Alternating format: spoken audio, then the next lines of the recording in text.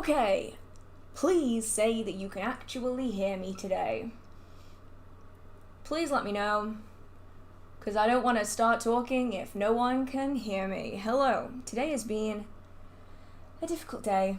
Thank you so much everyone for having patience. This is obviously a new stream because my last one had so many technical issues. So thank you so much for your patience. I had to fix my webcam, which just would not show up. And then my microphone, for whatever reason, wouldn't work. It was attached to the stream, but it would not make any sound. It would not do anything. So, thank you so much for everyone who was patient. I have unfortunately received many rude and disgusting comments over the last half an hour, essentially just being horrible about me not being on the live stream. Can I just initially say that YouTubers don't do nothing with the rest of their day? We have jobs, we have things that we need to do, and so when technical difficulties happen, sometimes it can take a little bit of time to fix. So if you don't want to be patient, feel free to leave, that is completely fine, but thank you so much to everyone who did stick around, because it's been one of those days today. Technical difficulties have been everywhere. Someone did mention that Mercury retrograde is happening. I actually didn't even know that, I didn't look it up, so yeah. That might be one of the reasons why. That and the fact that the heat has messed with all of my equipment. We've only just got out of a massive heat wave, and for whatever reason, everything is just behaving weirdly now. So maybe that's why, I don't know, but thank you so much for joining me for the August? Is it August already? The August Witchcraft Q&A live stream. So thank you so much everyone for being here. As usual, I'm going to be going through the chat. What is the word I'm after? Chronologically. I just completely forgot the word chronologically. So I'm going to be working through everything and answering questions as I go. So please always feel free to chat in the chat. I am going to be working a bit behind though, so please don't spam your comments and your messages, because if I haven't responded to you, it's probably because I haven't got to your message yet. And also sometimes I don't have a good answer, so I might skip it, or I might tell you if I've made a video on the subject. So, with that all being said, thank you so much for being here. I'm seeing some very familiar faces. Shane is here, as always, thank you so much. So many people. Thank you so much for just being patient. Honestly, it's been a doozy of a day. So, with that being said, let's get started. And hopefully it won't be so darn hot in here. Like, over the past few days, I've not been able to film anything because my filming lights just give too much heat in this room, which makes it really difficult for me to actually film anything. So I did have a question up here on a traditional witchcraft book for Wales, so a Welsh traditional witchcraft book. Now this is something that I get asked a lot, and the honest answer to this question is I actually don't know of any traditional witchcraft books based on Welsh practices, and that's largely because a lot of the older texts are in, you guessed it, Welsh, and I am unfortunately not well versed in Welsh. I know a few words here and there, but I don't know enough to read any of the books. So I do have one book that I have read recently. I can actually reach it because I moved a bookcase. Haha!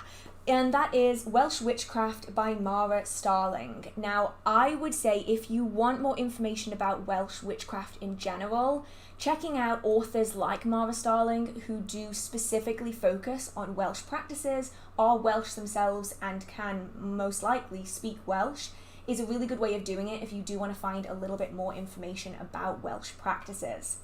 It's a little bit tricky because obviously a lot of the earlier resources that we probably have for witchcraft in Wales will be in Welsh.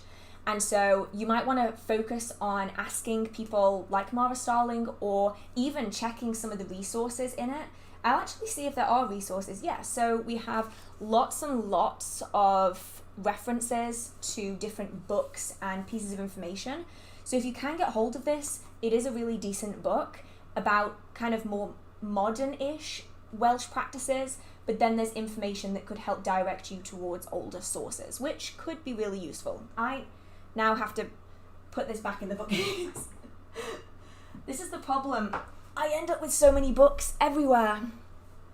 Okay. Is it true that by cleansing with sage, you can get rid of positive spirits and energies as well? When it comes to a lot of cleansing techniques, you can remove kind of everything, mainly because there's no real separation between good energy and bad energy. It's just energy. And so when you do especially really deep cleanses, just bear in mind that sometimes you might find that it gets rid of everything. So I will typically cleanse with rosemary because I have a lot of it growing around. I'm trying really hard to grow a rosemary plant inside and it just does not like me. But anyway, lots of rosemary growing outside that I really like using for cleansing. And I have a system with the spirits in my house that if they don't want to be affected by the cleanse, they need to clear out of the room. So I'll typically knock on the wood in my house 3 times to let them know that, hey, I'm going to be doing a cleansing in this room. If you don't want to be a part of it, if you don't want to be interrupted by it, if you leave, and then I'll knock again once the space has been cleared so that then they can come back in again. That's a really good way of doing it. Other people will also have workings that they will do after the fact, or incenses and herbs that they will burn after they have done a cleansing to help rebalance that energy again, because what can happen is you essentially create an energy vacuum. So you clear out all of that energy and then you're left with this void space, and void space isn't something that likes to exist. And so instead you'll have lots of other surrounding energies essentially being pulled into this void, and that could be something that you like or something that you don't like. So it's always good to have some kind of after so that you can add that positive energy or the energy that you're after back in again. But yeah, I'd say if you have spirits around that you don't want to be disturbed, then doing this kind of knocking technique can really help, just to be making them aware of what's about to happen. Right, it just jumped all the way down to the bottom again. This is already starting, so I'm going to go back up to the top so we can get this going. Where was I? I didn't even know where I was. For anyone new here, this happens a lot. The stream often bounces all the way down to the bottom again, so I'm going to have to figure out where I was. I think I was about here. Yes, I think I was here. I have a question about crossroads. I just moved to downtown Tulsa and my apartment just so happens to be right next to a crossroads or railroad tracks. Can I use it in spells? You definitely can. I personally don't, mainly because all of the crossroads around where I live are incredibly dangerous. But if they are safe, and that's the really important thing I need to specify here, if a crossroads is safe, then you can use it. I wouldn't recommend using any busy crossroads, any crossroads with active trains. Not a good idea at all, and I would say steer clear of those. But in often quiet areas, you can use them. There are many deities and spirits that are associated with crossroads. Please correct me if I'm wrong, but I think Hecate is associated with crossroads as well as many others. So you can often do workings that essentially open doorways and open progress, essentially. So it's almost a natural form of the compass, where you cast a compass in order to open essentially passageways between the physical realm and the spirit realm. A crossroads is kind of a natural, even though oftentimes they're man-made, way of this happening, and you'll often find that really strange spiritual encounters, sightings will often occur at crossroads. So you can use them, just make sure that they are safe, because I don't want anyone getting hurt trying to use a crossroads. If you need to, you can almost make your own crossroads, or you can use the side of a crossroad on the pavement or grassy area where it's safe to do so, and that can work as well. What advice do you give on shielding and blocking? And it's a very large topic, so if you have any kind of more specifics in that, then that would be great. In general, I'd say practice your shielding even when you don't need it, because that's something that I find comes up a lot, especially when people are asking about it and how do they know that they're able to do it when they need it. And the only answer I can give is that you need to be practicing it even if you don't require it at that given moment. Essentially, if every couple of days you can put up your shields and then drop them again, put up your shields and drop them again, it means that when you are really in need of a shield, you're able to put it up super quick and you know that it's going to work for you, which is how you want it to be. No one wants to be in an emergency situation and not know if their backup plan is going to even work. Do you have any book recommendations or know any ways to research witchcraft specifically found within Hampshire, England? So I don't know any direct resources for this particular part of the country, but generally speaking, if you're talking about traditional witchcraft, the leftover remains of folk magic, then things like stately homes are a really good way of finding out more information about this. Often what we know of witchcraft that came before, the folk practices that have been left over from the early modern period, have been found in old homes. And stately homes are a great example of a really well-preserved space, and often they work closely with organisations that count witch bottles and hidden shoes and mummified cats and those kind of things. And so if they find any witchcraft artefacts, the people who work there will often know, and they'll often tell local people and local authorities as well. You can also check out some people who do research on the subject. I can't remember what the name of him is. Oh my goodness. House Protection Charms. I think that's what the book is. It's a really interesting book, and they have lots of resources in the back for specific areas of research and kind of articles that you can check out for specific areas. But generally speaking, if you want folk practices, going to old buildings and talking to locals is a great way of figuring it out. And also looking at the landscape in that particular area. What identifiable features do you have?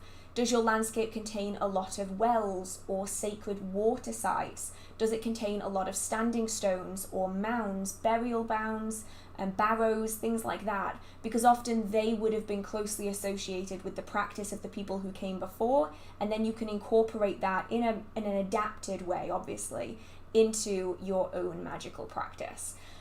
I'm sorry if none of my words came out in the right order there, but I hope that made at least the remotest bit of sense. Thank you so much, Temperance. It really means a lot to me. Thank you for supporting the channel. Oh, you are all so nice. What's your process for creating a new spell? So for me, I will always start with my goal. What is it that I want to get out of it? And from that, I'll then find the focal point. So for instance, if I need to do a protection working, that's a very general category. So I'll then think, okay, well, protection working is a bit too vague. What do I specifically need protection from? And what is it that I want to protect? So if I'm particularly needing a new long-term spell for protecting a house, that's a way more targeted thing to aim for. Once I have that more concise purpose for that spell, I'll then start thinking about the items that I'm going to want to use. If it's a long-term working, I'm going to want an item that I can anchor it to, something that's also going to be long-lasting. So for that kind of working, I probably wouldn't use a candle because it's not long-lasting enough. I might instead use a stone. Or something like metal, like something like iron is often pretty good as long as you don't want to deal with Fae. So if you want to interact with the Fae, using iron is not a good idea. If you don't want to interact with the Fae, iron could be a good idea. So once I've got these pieces together, I'm then going to start thinking about any times of the day, times of the moon cycle, any specific events that I want to time the working around. And then I'm going to adapt when I do the working based on which cosmic events that I want to time it with, or I might just do it straight away if I don't need or don't want to time it to anything. And then I'm going to work my way through the most effective way of putting my energy into this object. So that might be having an outdoor ritual with a bonfire, and it's passed through the fire as a way of energizing it as well as energizing it myself. It might be that I will spend 20, 30, 40 minutes sitting with it and charging it with my energy. That could be a way I do it. It could also be chanting and singing and using words to infuse my energy into that object. What I use is going to very much depend on the kind of working that I'm doing. And then I'll essentially just trial and error it. I'll start the working and I'll see how I feel about it. If I need to tweak something, I will tweak something. and I essentially just trial and error my way through it. So any workings that you see on my channel have probably been done at least twice, sometimes 3 times, so that I can get the exact technique down that I want to essentially show everyone. Because if you saw my raw workings, it's basically me going, no, that's not right, I need this. Nope, I need to go and get that. And I'm just like bouncing around everywhere. So yeah, trial and error, but that's typically how my thought process goes. And then obviously the outcome of that working is gonna vary depending on what item I've used.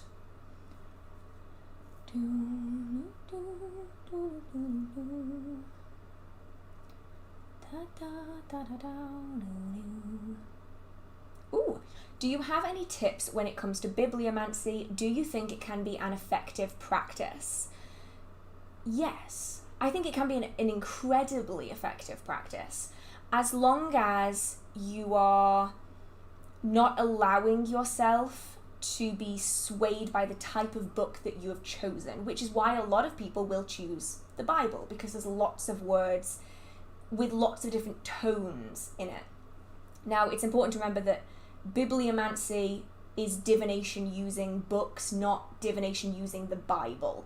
So it can be any book that you like. I'd say just make sure that you don't choose a book that is going to sway the outcome of the reading. So for instance, if you're doing a romance reading, don't necessarily pick a romance book, because obviously the language in that book and the wording is going to be more heavily related to romance, but usually in a positive way.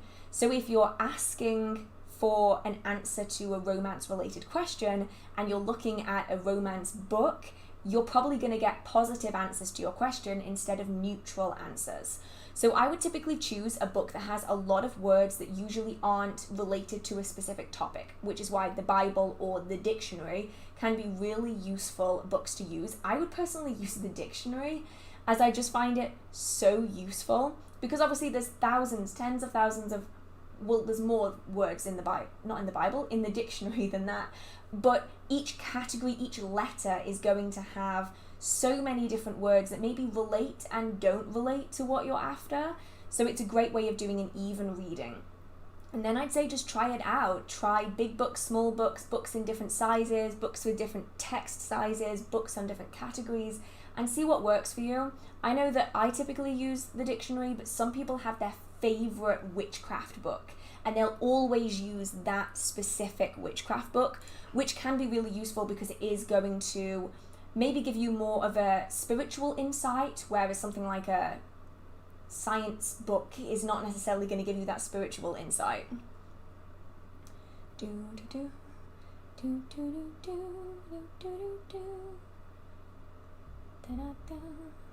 Any good books on pyromancy? This is an interesting one actually, because I don't know of any books that are specifically on pyromancy. Now, pyromancy in the way that I know it is divination using fire. So it's fire scrying, for instance. I don't know of any books that are solely on pyromancy. I know books that cover different divination topics that do include pyromancy, but it's usually only a really small section, because typically it's going to be entirely based on your own images, essentially. So as you are looking into that flame, as you're building it up, what you see is going to be entirely personal. And so it's really difficult to write a full book on the subject for that reason. But if anyone has any pyromancy recommendations, please let me know, because that sounds like a really interesting book to read. I just have never found a book solely dedicated to it.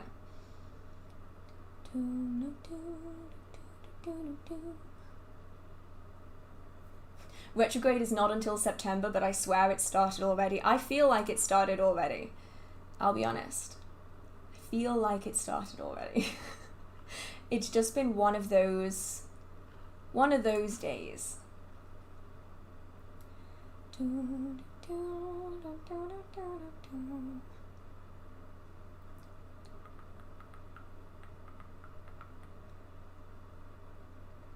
Is there a witch fest union on Halloween in the UK? I don't think so, not one specifically. I'd love to participate, as I don't have any witches in my group of friends. I don't know of any really large ones that happen on Samhain or Halloween.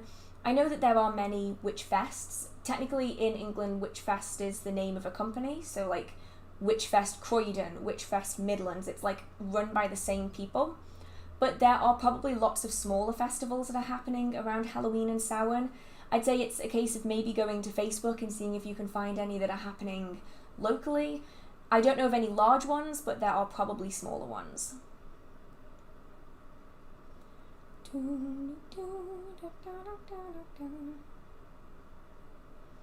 I've seen witches revisit their older practices and showing us they've changed. Do you think it's important for experienced witches to show it's all right to change your practice when our knowledge changes? Yeah, I think it's really important because a lot of people think that what they learn and what they refer to themselves as at the very start of their practice is how they need to refer to themselves the rest of the time. And unfortunately, it can cause a lot of beginners to get stuck in a headspace of, I can't do insert type of witchcraft because then I'll always have to do it. And what if I don't like it? And I've spoken to a lot of beginner witches who feel like they don't know what to do because they're scared that when they pick a type of witchcraft like green witchcraft or kitchen witchcraft, that they're going to have to do it forever. And the reality is that you don't have to do it forever. You can change what you practice every single day if that's what you want to do. And as our experience grows and as our knowledge grows, we are going to very naturally progress into other things. And that's why I think it's important for labels to be very flexible. They're used as a description to share your practice with other people. They aren't a box to put yourself in forever. And it is important to look back. I mean, when I started practicing, I was a Wiccan. For one, I'm not a Wiccan anymore. I also used a lot of elemental magic. I've been a sea witch, and it's adapted based on where I am in the country and the kind of environment that I have around me. And I think a lot of people, if they were to look back at the start of their practice, it would be incredibly different to where they are now. Oh, I didn't see these. Oh, thank you so much, Doug. Rage quit. Okay. And thank you so much, Gabby. Any tips for an exam that Any tips for an exam that I've prepared for, but yet nervous and would like to have the odds in my favour? So I really like rosemary and thyme for kind of any revision subjects. So I always used to carry them into an event or into an exam. I would have rosemary, vervain, and thyme. And I found those just incredibly useful because they helped me to focus, and they also helped to protect me from my own brain sabotaging me, because I think we've all experienced that in exams. If you are able to take in any stones, something like tiger eye can be really useful because it's a very grounding, connecting stone. It stops you from freaking out too much, but it also often helps to connect what we've learned with what we're writing, which I find incredibly useful. You can also use yellow calcite for that as well. And then typically, if you're very prepared for it, it's going to be more about not freaking out too much about it. And I'm very well known for freaking out about things. I'm not very good at staying calm and knowing that I've got it. So really anything that you can do to help calm yourself down beforehand, whether that is taking a bath, whether that is wearing a certain perfume that's very calming to you. You can create sigils that you can draw on yourself in perfume, not obviously in pen, but if you do have a perfume that you really like, that you can kind of draw a sigil onto your arm in, just so that you know that it's there, but no one can see it. That's a good way of doing it as well. But obviously it's going to entirely depend on what you're able to do in the exam setting. So I wish you the best of luck, and I'm sure that you will do fantastically.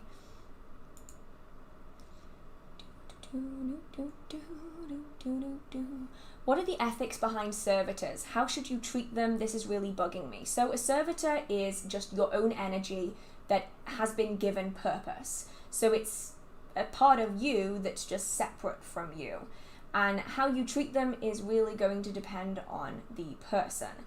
So if you have a servitor that is for protection, or it is for helping bring positive, abundant energies into your life, then you're probably going to want to be really nice to it. But if you have a servitor that is for really not necessarily being malicious, but really vigorously defending a space, maybe you might not want to be so nice to it because it is an energetic expression of your need for protection.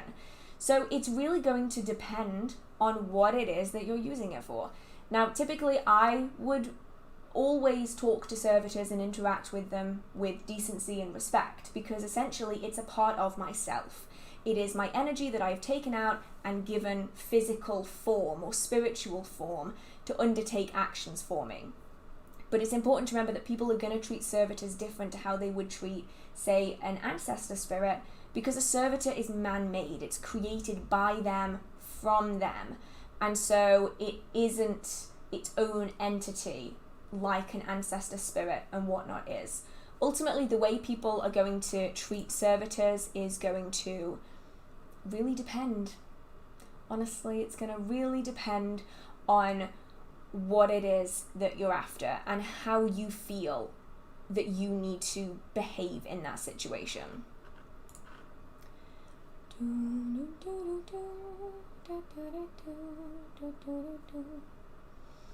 When cleansing a tarot deck with moonlight, do you have to do it under full or new moonlight, or can you cleanse with the waning and waxing moonlight as well? I have a few questions, and these questions are going to help me answer it a little bit better. Why are you cleansing a tarot deck? Like, what is the reasoning for that? Because often you don't want to be cleansing on a full moon because it's not a cleansing energy, or a waxing moon. Waning and new moon you can use, but really, unless you really need to cleanse a tarot deck, I wouldn't necessarily always do it. And there are other options that you can use, like using incense or smoke or sound, that you can use instead of using moonlight. Often moonlight's a little bit tricky because it can sometimes imbue specific energy into a deck that you don't necessarily want to imbue. So ultimately it comes down to, why are you cleansing it? Because there could be better ways to do a cleansing. Cleansing with the new moon, if you aren't using anything else, can be quite gentle. So it might not get rid of everything that you want to get rid of if you do need to get rid of stuff. But yeah, I'd say the waning and the new moon are the best for it, because otherwise you're going to start imbuing it with the energy of other phases, which can get a little bit complicated if you're trying to cleanse unwanted energies out of it. Do you have any advice on mirror spells that make people see their negative actions are in fact negative? Ooh, this is an interesting one. So my brain is trying to frantically think through all of the options of how I would do this. I don't really have any set advice, because obviously how we are going to practice those spells is going to very much vary. But the way I personally would do a working like that would involve a mirror box. So a mirror box is essentially a box that you've created that is a mirror. And you can use like mirrored paper, you can use mirror mosaic pieces, you can use mirror sheets. In some craft places you can get mirror squares that you can essentially glue together. And then I would create an item that represents that person, and also you would include something that mentions the thing that you want them to acknowledge. So if it doesn't matter how many times you tell them that when they speak to you they're really rude, then that would be what you would write on a slip of paper that you would put with that item that represents them. That could be a puppet, that could be their name, that could be just an image, something that represents them. And then you also put in the thing that you want them to acknowledge. And you essentially close the lid on it and you leave them to sit with that image being essentially just bounced around the mirrors.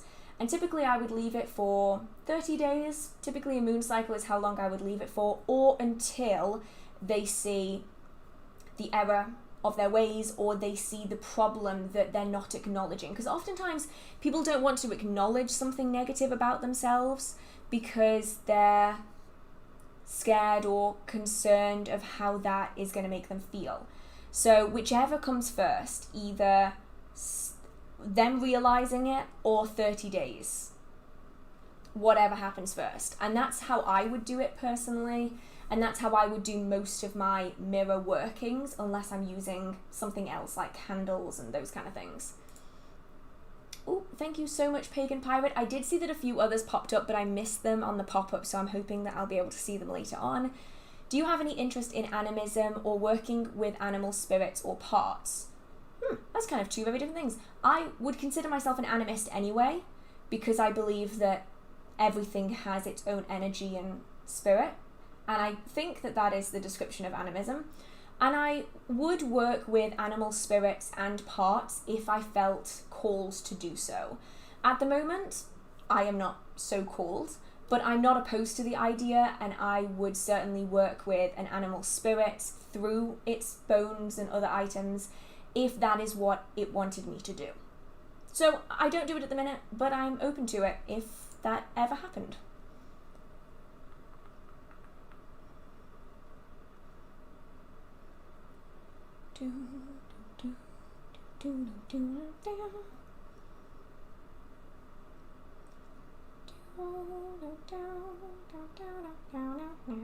Oh no, it jumped. Oh, well, while I'm here anyway, I'll respond to these. Thank you so much, Wednesday's World. I really, really appreciate it. I'm learning Reiki. It's helped me with energy working. Do you have any experience with Reiki or any advice? I know of Reiki through people that I know at the events and shows that I attend, but I don't have any one-on-one experience with it. It's never really been something that I've looked into, but I've heard people have had amazing responses from it, both from an energetic standpoint and from a healing standpoint, so I'm curious to learn more. Unfortunately, I don't have any specific advice. The only thing I can say is that I would recommend going to a Reiki master and getting some advice off them, because they're obviously going to be the ones that are the most knowledgeable on the subject. And then thank you so much, Eureka. Thank you so much. I really, really appreciate it. I'm going to have to scroll back up again now to wherever I was at.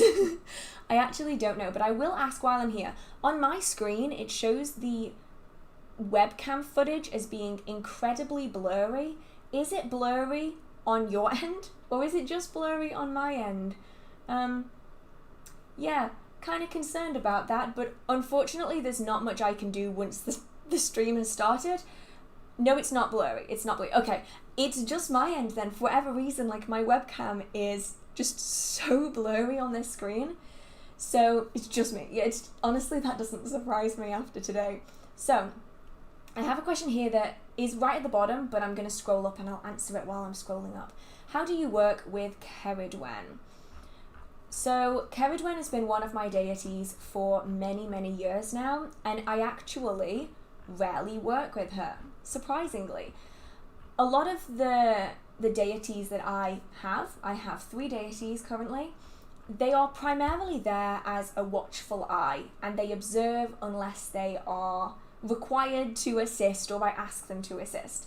Ceridwen is slightly different from my other 2, because the other 2 deities, which are Brigid, often people refer to her as Bridie, but I've always referred to her as Brigid, and that's what she's comfortable with me anyway, and Keranos. And with those 2 deities, they will typically step in if anything is needed. Ceridwen is a little bit different. Ceridwen requires me to call out and to interact with her before she will offer me assistance or help in any way. So you can't see it, but it's just to my right. One day I might have to show you if she gives me permission to show you her altar. I have a big purple pillar candle, and I also have some Ceridwen oil. And when I need to call upon Ceridwen, I will dress the candle with oil and I will burn it. And when I do that, I'd better strap myself in and brace myself, because Ceridwen, for me, she turns my life inside out, upside down, messes with me entirely. She is a dark goddess, which is often what goddesses of transformation and dark goddesses will do, is that they will resolve your problem, but they probably will do it in a very transformative way, and a way that isn't always super friendly. So I have that system in place, so that if I need assistance and I need to work with her, I will light her candle, and that's essentially me agreeing. That is me signing a contract of, okay, do your worst, it's fine, I need help right now.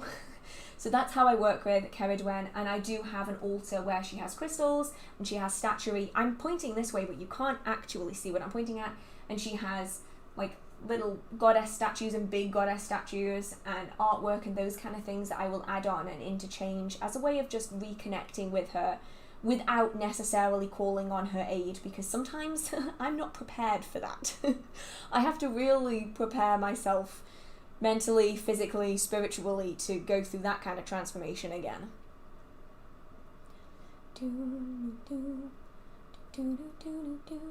I just put out my first video about witchcraft. Ooh, oh, that's so cool. Congratulations. I might have to go and watch it. That would be really interesting. And I'm struggling with sharing it. How did you get so confident? I am not confident in any way, shape or form. If you meet me at an event or you meet me at a show or see me outside, I am like the least confident person that you will probably ever meet. I have just spent a lot of time talking about witchcraft. I started a long time ago on forums in the early 2000s, and then onto Tumblr and Facebook and Instagram and now YouTube. And I've also done a lot of public speaking, and that helps. I'm no more confident than I was before.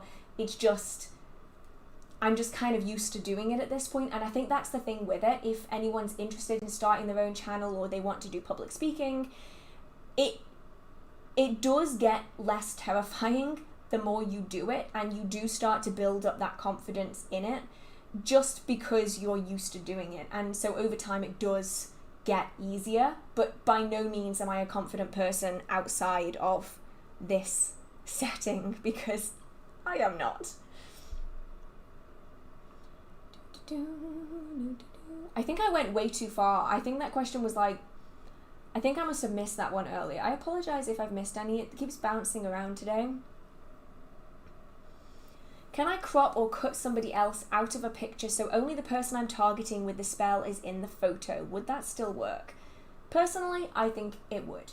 Yeah, I think that would still work, because ultimately it's their physical form that you're wanting for that working, and so once everyone else is missing, the only person that working can focus on is the physical form of the person that is remaining in the working. But obviously do what makes you feel comfortable. If you don't feel comfortable doing that, then try a different option, like using full names and dates of birth. Ooh. Can you cleanse while your space is untidy and the vibes are not too great? I usually have the urge to cleanse before I tidy, then after I tidy. Yeah, you can cleanse while your space is untidy, and actually that can often be really useful. Sometimes when our space is untidy, which in my house is approximately all of the time, you have a lot of stagnant energy, whether it's because you've been really busy or you've not been in the right headspace or you've been really struggling. Oftentimes that energy is really stagnant, and it can contribute in continuing it, perpetuating the untidiness, because you have that mindset of, oh, well, it already feels a bit off in here, so a few more days won't matter. So cleansing can actually be really useful to help re-energize that space. It's going to make it feel a little bit lighter for you, and also can help get that energy circulating, get that motivation going, especially if all of a sudden the energy lifts and you're thinking, I think I'm going to clean now. So doing it like before and after can be really good. Now, it's important to remember that sometimes spaces are untidy for reasons out of our control, and oftentimes it is our mental health that is limiting that, and just doing a cleanse is not going to solve the underlying problem. But obviously in some circumstances it can help to rejuvenate that energy, and if that's all you can do, then that's a really good step to take, because doing something small is better than not doing anything at all. At least that's what I tell myself when I'm in a really bad funk and I can't bring myself to clean and to tidy. I find that just lighting an incense of a cleansing blend, it just revitalizes that energy enough, and it just makes me feel a lot better. So it could be worth trying if that's the kind of thing you're interested in. I just keep talking today. Today is a very talky day. How do I identify a spirit that's inhabiting a doll? Its energy is intense, but it calms when my daughter plays with it. Cleansing is not working. This is a really interesting one. And the problem that you ultimately have is that there are two main reasons why this could occur.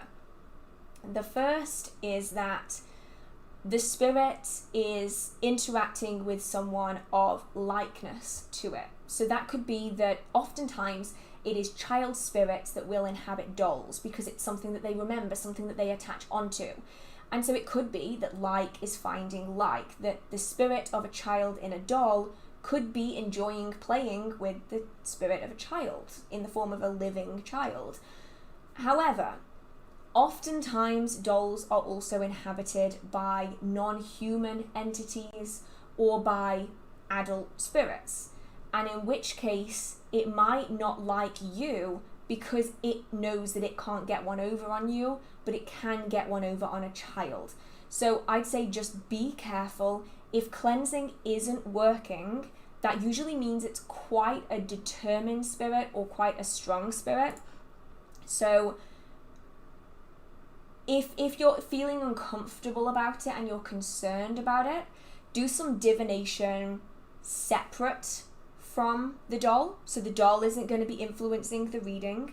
Do some divination on the doll itself. Like, do a reading separate from the doll but on the doll and see what it comes out with.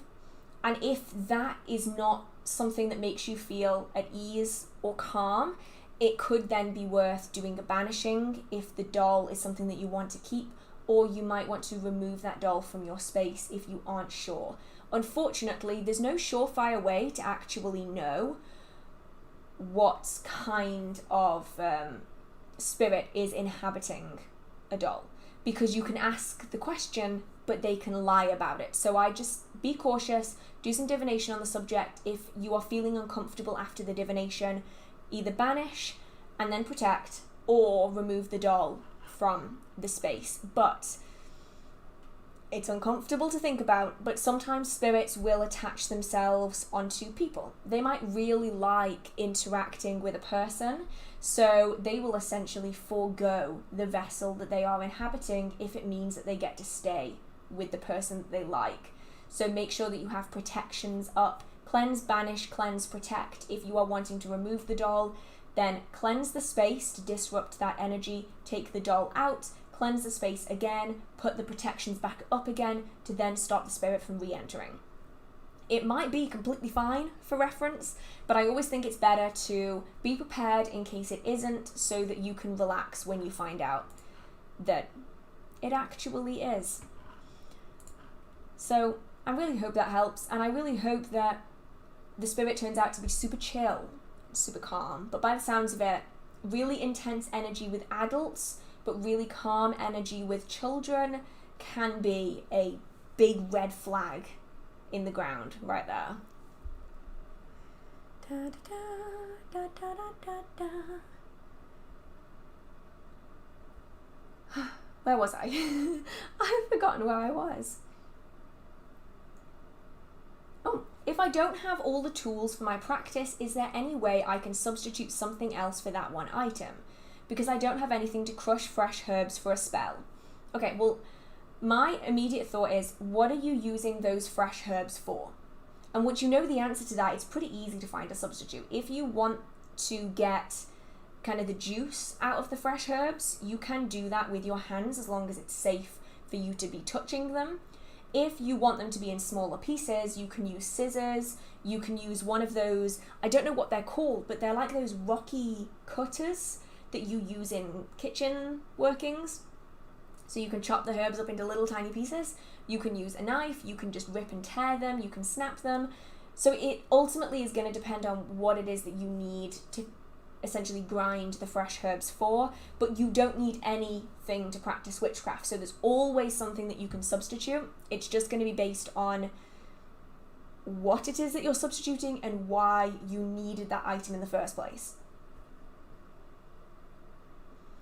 Is a witch's magic truly stronger the closer it comes to Halloween? No. Okay, right. Everything in these videos is always my opinion. Always. And people can disagree with that if they want. That's completely up to them, you know? Same with everything. Personally, I don't think witches' magic or witches' energy is any more powerful at Samhain or Halloween than it is at any other time of the year. However, if you are wanting to work in the astral plane, if you are working with spirits, with ancestors, with demons, with fae, with anything like that, the veil between the realms, the spirit realm, our realm, the realm of ancestors, it's a lot thinner during Beltane and Samhain, which is where a lot of our stories of fairies and demons and the dead walking among the living really come from, because the veil is thinner during Samhain. And so if you are working with that, you are going to have a much easier time at Samhain and at Beltane than you would at the rest of the year. And so in a way, it is more powerful, but not necessarily because of you. It's more powerful because of the environment that you're doing that working in. I hope that makes sense. But if you are working with spirits, your workings are going to be much quicker and much stronger, because the spirits are going to have an easier time interacting, and they're going to have an easier time fulfilling the tasks that you've set them or that you've asked for assistance with. Oh, thank you so much, Mark. Do you play any more, I always get this wrong, MMORPGs? What game and character, if you do? Mage, wizard, perhaps? I honestly don't know what the games I play are actually classified as, so maybe I do. I mean, I probably do. I used to play things like Warcraft and all that kind of stuff, and I actually was always a rogue. Always. In every game, if I have the choice, it's a rogue or an assassin, whichever one that they have, because some games only have one, some have both, and if they have both, then damn, I have choices to make. But yeah, that's usually what I choose. I don't like participating with others. I don't like putting myself in the middle of the battlefield. It's not for me. I like just sitting on the sidelines and doing my thing from the distance. So rogue is typically what I would always pick. That's an interesting question. I mean, completely not witchcraft related, but I really liked the question. How long do you think it should be before you reach out to a recently deceased relative? So this one is going to be based on your belief system. I have met a lot of mediums working in the industry that I work in, and some will say that you should be waiting a month, others say that you need to be waiting a year or more, and they usually give different reasons. The one reason that I hear the most, well, there's a few that I hear the most. The first is that they need to get accustomed with what's happened. They often don't know what's happened, and they certainly don't know how to communicate back with you again, because they're essentially trying to relearn or learn an entire new world. They're trying to figure out how to do things, how to interact. Can they interact? And they're building up their energy and their strength and everything else.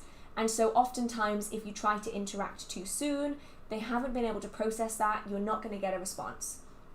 So it could be worth waiting several years. Now, there's several reasons why mediums will give this answer. First is to avoid disappointment. It is so that you don't expect something big is going to happen a few weeks after a death, and then you're disappointed when nothing happens, and it can destroy people's belief systems, which is something that you don't want to happen as they're grieving, as they're suffering an intense loss. Second reason why mediums say this is so that people can go through the grieving process. They aren't spending lots of money on mediums trying to connect with someone who's passed over, instead of going through that really important grieving process.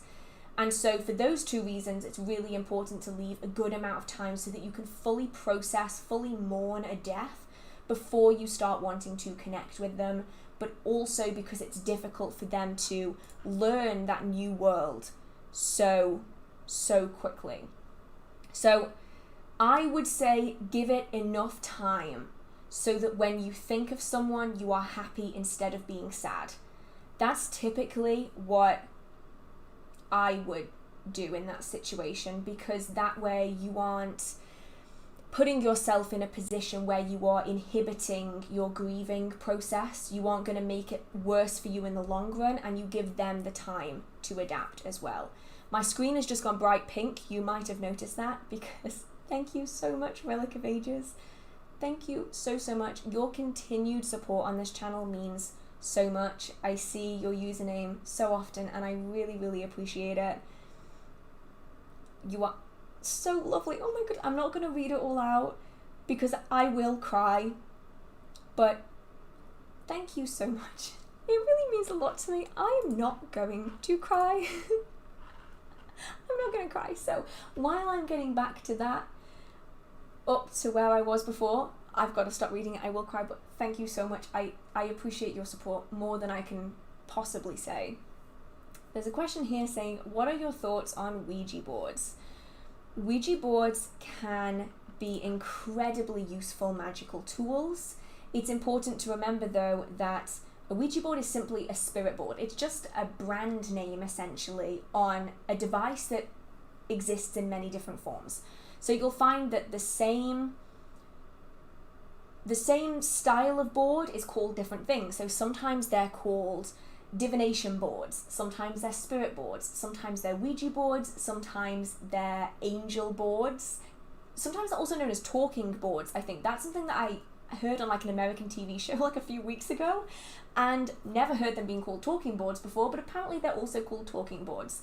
The idea here is that you are permitting a spirit to enter your space, to physically interact with your person, usually hands, which are then touching a planchette or a glass or something else. Sometimes it's a pendulum, a glass, a piece of paper, a wooden plank, sometimes it's a stone, and essentially you are giving permission for a spirit to interact with you in order to communicate through the board.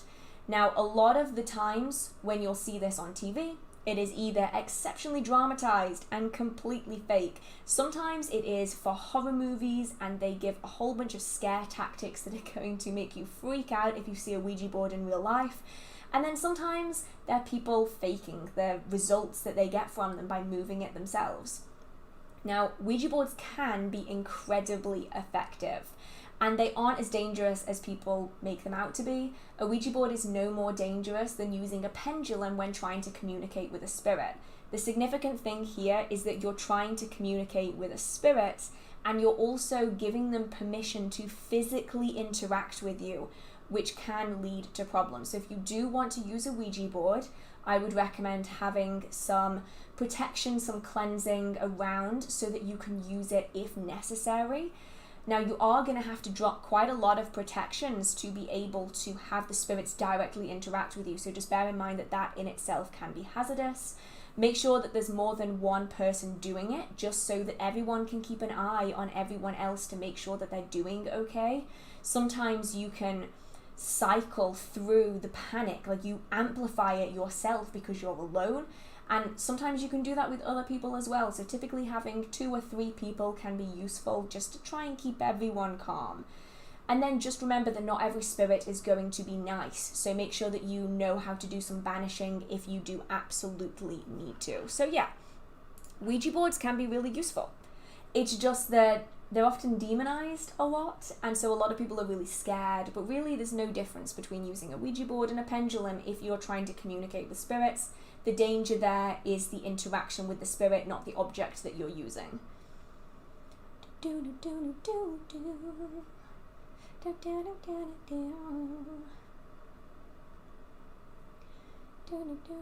you have any tips for vegan witchcraft? I see lots of tools and ingredients that involve animal products. Substitute them. You don't need anything to practice witchcraft. So whatever you use, you can completely adapt to what it is that you need. And if you have a working or a spell that has specific ingredients that are required for it, do your research on why those ingredients might be included, and then you can find a substitution that will work in its place for that particular working. So generally you can just mix and match things as long as you know why they're being used and what they're being used for.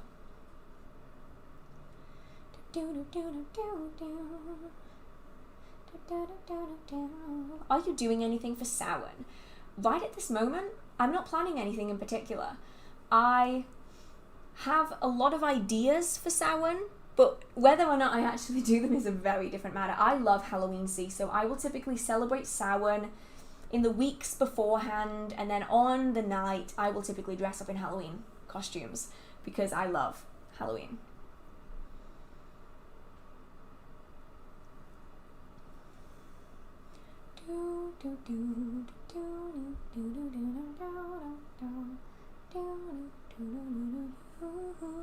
Is it weird that I don't want to be a part of witch communities besides the internet communities for fear of being judged? And quite frankly, I don't like people. Oh no, I completely get that. I completely get that. You will often find that in-person communities can be a little bit cliquey, more cliquey than people online, because they often get used to each other, and especially if you're joining a community that's been around for years and years, there's going to be that problem of people being a little bit judgy, and so it's not for everyone. Some people love in-person witchcraft communities, some people really don't. So I don't think it's weird, I think it's just a personal choice, and also solitary witchcraft is a thing for a reason. It's not just because a lot of people don't have groups that they can attend, it's also because people often don't want to join the groups even if they're there, and they can have a really good practice even without it.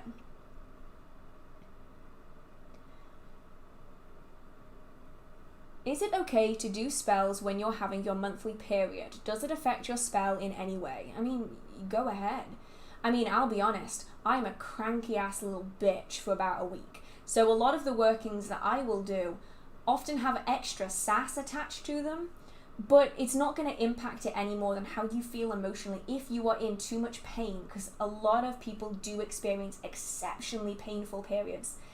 If you are in a lot of pain, or you are very dizzy, very lightheaded, you just don't feel good, don't force yourself into doing workings if you don't feel up to doing them. You don't need to force yourself into doing it. But if you do feel okay and you're not in too much pain and you feel like you can do it, then there's nothing that's going to limit what you're able to do. And a lot of people will include the result of a period in other workings, often for abundance and also for protection. So you can specifically do workings during your period, or you can choose not to if that's what you feel comfortable with. It really is entirely personal.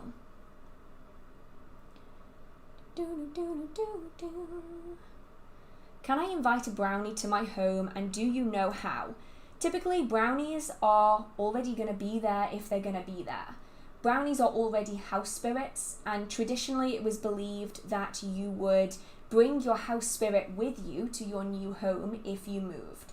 So you can make your space inviting to brownies and to other house spirits or house fae, and oftentimes that's by keeping it clean, by leaving offerings, by interacting. Even if there's not a spirit there, interacting can be a really good way of sending out that message that you're willing to interact and you're willing to essentially house and live alongside a house spirit.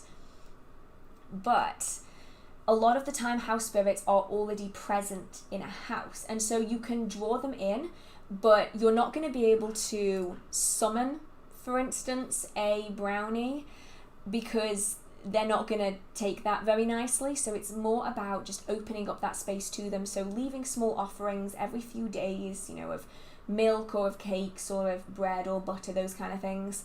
And just being open to it, being open to spirits being present. So don't block your house off with a bunch of protections that are going to stop spirits from entering that space. Is a really good way of just keeping it open.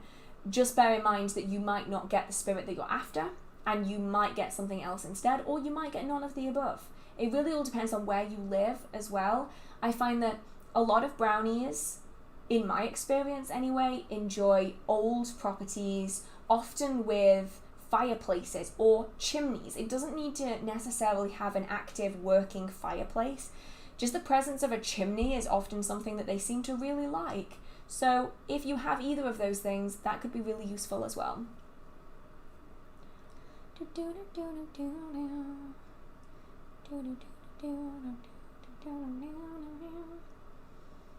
How do you know when a shield is up? As in, when you've put it up or when someone else has it up? When someone else has a shield up, you can usually tell because you're going to feel it as this kind of pressure. Like if you are doing your energy sensing and you're pushing energy out and you're drawing it back in again, pushing it out, drawing it back in again. As I've talked about in my energy sensing video, when you hit a shield, you're going to be able to feel that, because when you draw it back in again, it's going to feel different. It might feel cold or hot. It might feel really tingly. If you aren't doing energy sensing and you're just quite sensitive to energy, if you go too near someone else's shield, you might feel like you've got a headache, like a little bit of a headache, like the pressure is just changed. You might feel it in like tingles on your face or down an arm, whichever way is closest to that shield. So that's how you can tell if someone else has a shield up. And if you are very, very gifted, you might be able to visibly see that shield. If you have put that shield up, you need to have faith that you can put that shield up. And if you are doubting whether the shield is there, practice, practice, practice, practice, practice. Do it so many times that you're bored of doing it, and just push that energy out. And you'll often know if that shield is up because the air will feel different. The same with bubble circle casting. So the circle casting technique that I talk about on my channel is a bubble circle casting. It's essentially a temporary shield that you are putting up. It's just one layer, so it's not as big as a, say, 3 or 4 part shield. And when you have that bubble around you of energy, it's going to feel different inside than outside. And when you drop it again, you're going to feel a breeze, or it's going to be cold, or there's going to be something that changes. I often found that when I have shields up and I drop them again, all of a sudden it's like stepping outside, because the air is suddenly fresh and it's breezing through the space. Whereas when the shield is up, it can get a little claustrophobic sometimes. So if you're dubious about whether your shield is up, trust yourself, for one. Go back to your energy manipulation if you feel like you need to develop that further.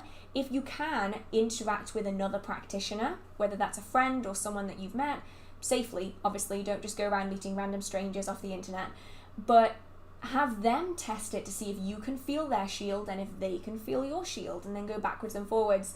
But it really is something that you develop over time, and having that confidence in it is something that comes with a lot of practice.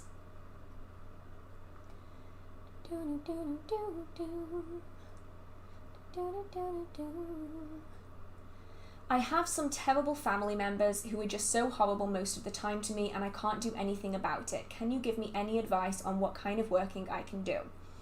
That's an awful situation, firstly, and I really hope that this is dealt with, whether it's you leaving the situation or something changing in it. I'm not sure if you were here earlier on in the stream, but we did speak briefly about using a mirror and a mirror box specifically as a way of showing a particular person or particular people the things that they're doing that are really harmful that they don't want to acknowledge. That could be really useful in this situation. I'm not sure if you were here earlier, so I'll recap really briefly. Essentially, it's a mirrored box. This has the mirror on the inside. You can do this by gluing together square craft mirrors. They're usually pretty affordable and cheap from most craft stores. Or you can get a box and you can cover it with that kind of mirrored paper, you know, the shiny craft paper. And then inside you put a representation of the people in the situation. So this could be one person, this could be many people. This could be puppets, this could be photos or names. Anything that you have available to you that you can use that represents those people. And then in there, you're also going to want to add in a representation of what it is that you need them to see is wrong. So this could be a phrase that's written on a piece of paper that you then add into that mirrored box with them. You then close the lid, you keep that box for 30 days or until they see the things that they're doing are wrong. And it's generally whichever one comes first. So either the 30 days or them realizing that what they're doing is wrong, and then you would dismantle it. So that's one relatively easy way of doing it. You just have to make sure that the box stays sealed for that full time period or for as long as you can. So that's one way of doing it. You can also do illusion workings, essentially. It's a form of glamour magic that can essentially make you less noticeable, and it doesn't make you invisible to sight. So if someone's looking for you, they are probably going to find you. But if you're just existing in a space, it can make you less desirable to be noticed. So people who aren't directly looking out for you will probably pass you by, which could be something good to look into.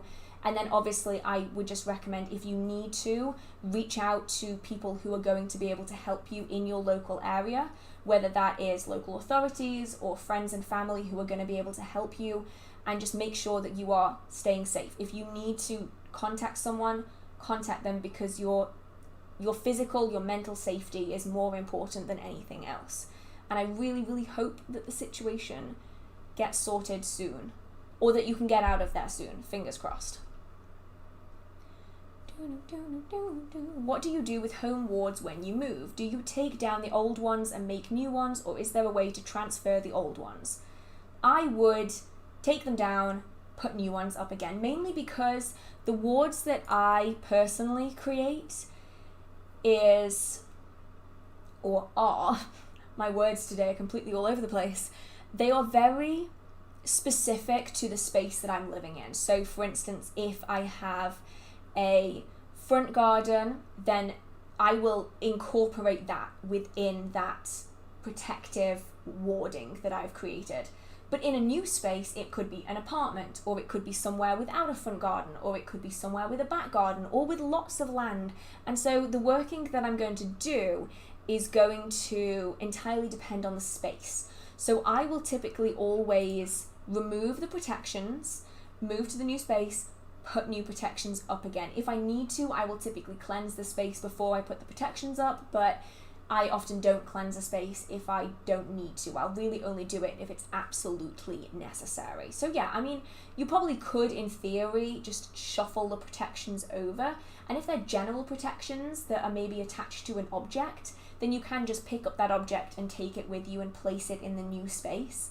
But if it's more tailored workings, then you're going to need to create a new one. Or new ones, I suppose.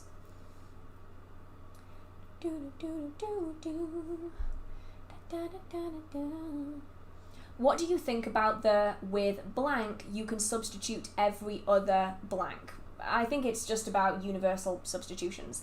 There are lots of things that you can substitute. So for instance, white candles can be used instead of any other colour of candle, because a white candle is simply a neutral candle, and ultimately the people who first began using candles within witchcraft weren't able to get 100 different colours candles. You know, you weren't able to get silver and gold and yellow and orange and lilac and pink and blue and green. Like, you had a candle, and it probably looked like fat, like tallow. I think it's tallow. Is it tallow? I think it's tallow. Anyway, regardless, it probably just looked like the fat that it was made of, or the wax that it was made of, such as natural beeswax, which is typically a yellowy brown colour. So ultimately, when it comes to candle colours, they're an addition, not a requirement. So white candles can really substitute anything because they don't have any dye in them to make them any other colour. And also it's just easier for people to access. But when it comes to herbs, I will often see people talking about universal substitutions. So for instance, rose. Why did I say red? Rose can be substituted for any flower. Rosemary can be substituted for any herb. And in some cases that applies, but in not all cases. So the reason that you get these universal substitutions is because things like rose and rosemary, they have a lot of magical associations.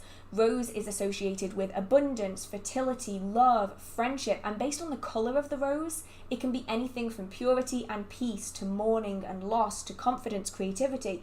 Roses can cover so many different magical correspondences because they're such a versatile plant. But that doesn't mean that they're going to cover all of them. Same with rosemary. Rosemary is incredibly versatile. It has a lot of correspondences that can work for a lot of different workings, but it's not going to work for all of them. So typically my general recommendation is that you look at the items that are recommended for that spell or ritual. You look at the herbs, you look at the crystals, you look at the colours. And then you do some research on each of those things and see why they might be associated with that working. So for instance, in a money working, you might find the colour gold.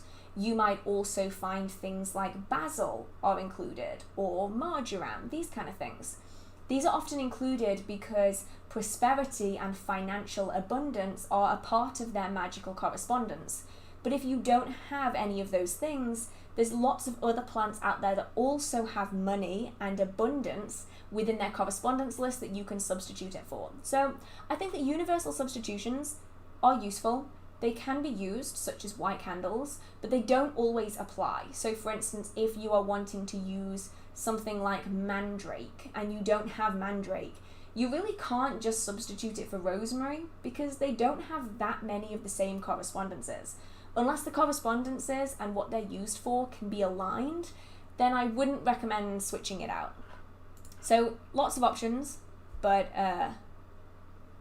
yeah.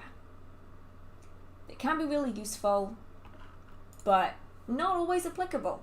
And you see it a lot on social media. The number of Tumblr and Facebook posts I've seen talking about the things that you can 100% use to switch out every other plant in every single working is a lot. They're everywhere. They're not always bad, but they're everywhere.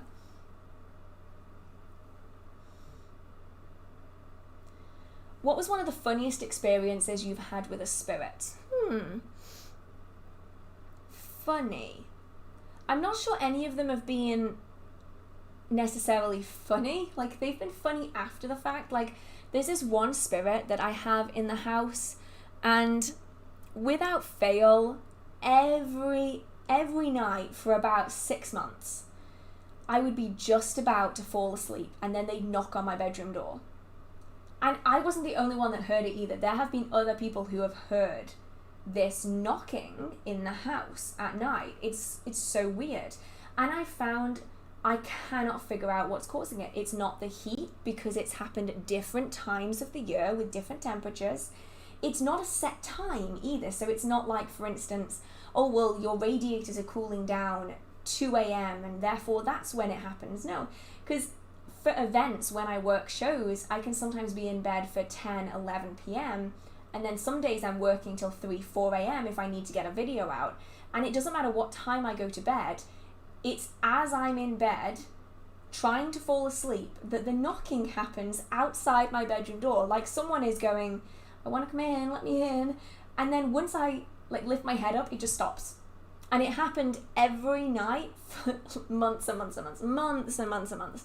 And it's really only recently that it's kind of chilled a little bit. I'm not really sure why all of a sudden it's just kind of chilled. But that one's pretty entertaining because it never scared me.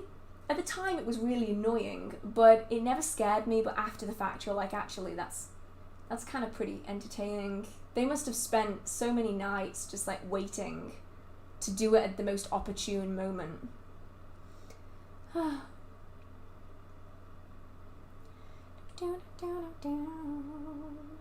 Do you have any tips for scrying in mirrors? I started recently and I think I saw something, but I don't know if it was real or not. My biggest piece of advice is don't doubt yourself. Ultimately, if it wasn't real, then it's not the end of the world. If it was real, then that's fantastic. So typically I'd say when it comes to scrying in mirrors, make sure that you are in a low light environment, preferably with light that's quite variable, which is why a lot of people will recommend candles. So a few candles, preferably secured and in holders, can be really good because it throws light in different ways and it allows our brain to really zone out rather than having harsh lighting. So any kind of dim light that you can find, all the better. You can do it listening to music if you like, something really peaceful and calm, preferably with no lyrics, because lyrics can really confuse the brain. Or you can just be in silence. But whatever it is, just make sure that you're comfortable. If the music is annoying you, turn it off. If the silence is deafening, put something on. You just want to be able to zone out, essentially. Now, some people will obviously look straight into the mirror. I find that this doesn't really work for me. Same with crystal balls. I find that if I use a crystal ball and I'm just like staring straight into its soul, I don't get anywhere because all I'm doing is seeing reflections that are already in the mirror, or I'm essentially seeing the image that's on the other side of that crystal ball. It's no use. So for me, I like to unfocus my eyes. Now, I think most people can do this. You just let your eyes go out of focus. Like, you're not, the webcam is in front of me and I can't focus on it anymore because my eyes have just gone out of focus. And this is something that you shouldn't be doing long term, but just for 5 minutes, a few minutes at a time, it just allows you to not be directly looking into the mirror, which can really help in stopping you from just picking out things that already exist in that room. You can do this at night. Liminal times are really wonderful for doing mirror scrying. Just make sure that you have personal protections because you might like liminal time and lots of spirits like liminal time too. And also, after the fact, make sure that you have a notepad next to you so that you can write down anything that you see, hear, think even wisps of colour, anything, so that you can note it down with a time and a date and then come back to it later. That way you can figure out what worked and what didn't, especially if you write down what kind of music you were listening to, what time of day it was. Try different times of day, different music, different incense, different teas, anything like that, so that you can figure out what works best. Yeah, it's honestly just a whole lot of trial and error, because what works well for me isn't going to work well for necessarily anyone else. Is there a reliable practice for wealth magic? I know magic isn't particularly good for materialistic desires like money, but still, is there anything that definitely works with a good success rate? Biggest piece of advice I can give: if you're after something that definitely works, do not practice magic, because there's no definitely's, there's no guarantees, there's no, this has a high success rate, this worked for 98% of people. It's way more flexible than that. So even the same working, so the same exact word for word ritual done by 10 different people on 10 different financial requirements is going to work differently for everyone. For some people, it's not going to work at all. For some people, it's going to work amazingly. There is no one size fits all. So for me, I find that candle magic works really effectively, and I will use it again and again and again, as can be seen by the candles that are stacked on the table behind me. So for me, I like doing prosperity workings with candles, as I find it really effective personally. Whereas I know other people who prefer using dolls, or they prefer doing scent workings, or they like having items in a particular area, like in a desk. So it's more about having that belief in it, knowing that if you work hard, it will do its best to manifest for you, and also physically work towards that goal. I've had prosperity workings that work amazingly well, and for me, those have all been candle magic workings. So you can have a look into doing some workings with fire and with candles, but they might not be guaranteed to work for you just because they work for me. So as always, trial and error, but if you're looking for something with like a statistic attached to it of, this works for insert percentage of people, within witchcraft, that doesn't really apply, because each person is going to find the same working is going to work differently or not work at all in some cases. What is the one witchcraft tool you thought you needed at the beginning of your practice but now sits collecting dust? This can also be books. Ooh, okay. So the one tool that I thought I needed, anathema, 100%. I love my athame, don't get me wrong. Right, I got an athame as a gift off a fellow practitioner. I love it, 2 pieces. One of the prides of my collection, right? I love my athame. However, from a magical standpoint, how many times have I used my athame? Minimally. Very rarely. While I was practicing Wicca, which is when I got the athame as a gift, I did use it on several occasions for several large ceremonial workings, and it worked really, really well. So well. Loved it. And then I got back to my roots a little bit more, and I was working more with my hands, and I used less tools and less ceremonial items. And when that happened, I just didn't use it. I now use it as representation on altars, and you'll see it time and time again in altar setups. But I never use it in spellwork and ritual, because I just don't need to. If I need to cast out energy, I will use my hands. If I really need to use an object for directing energy, I will typically use my wand. I think I've maybe used my athame in one ritual in the last 5 years. So, if in doubt, don't buy magical tools until your practice is fully formed and developed, and also don't buy magical tools before you actually need them. So for instance, don't think, well, lots of other people use a wand, therefore I should get one even if I'm not interested in using one right now. Don't waste your money. If you really want to use a magical tool, get it after you want to use it, not beforehand.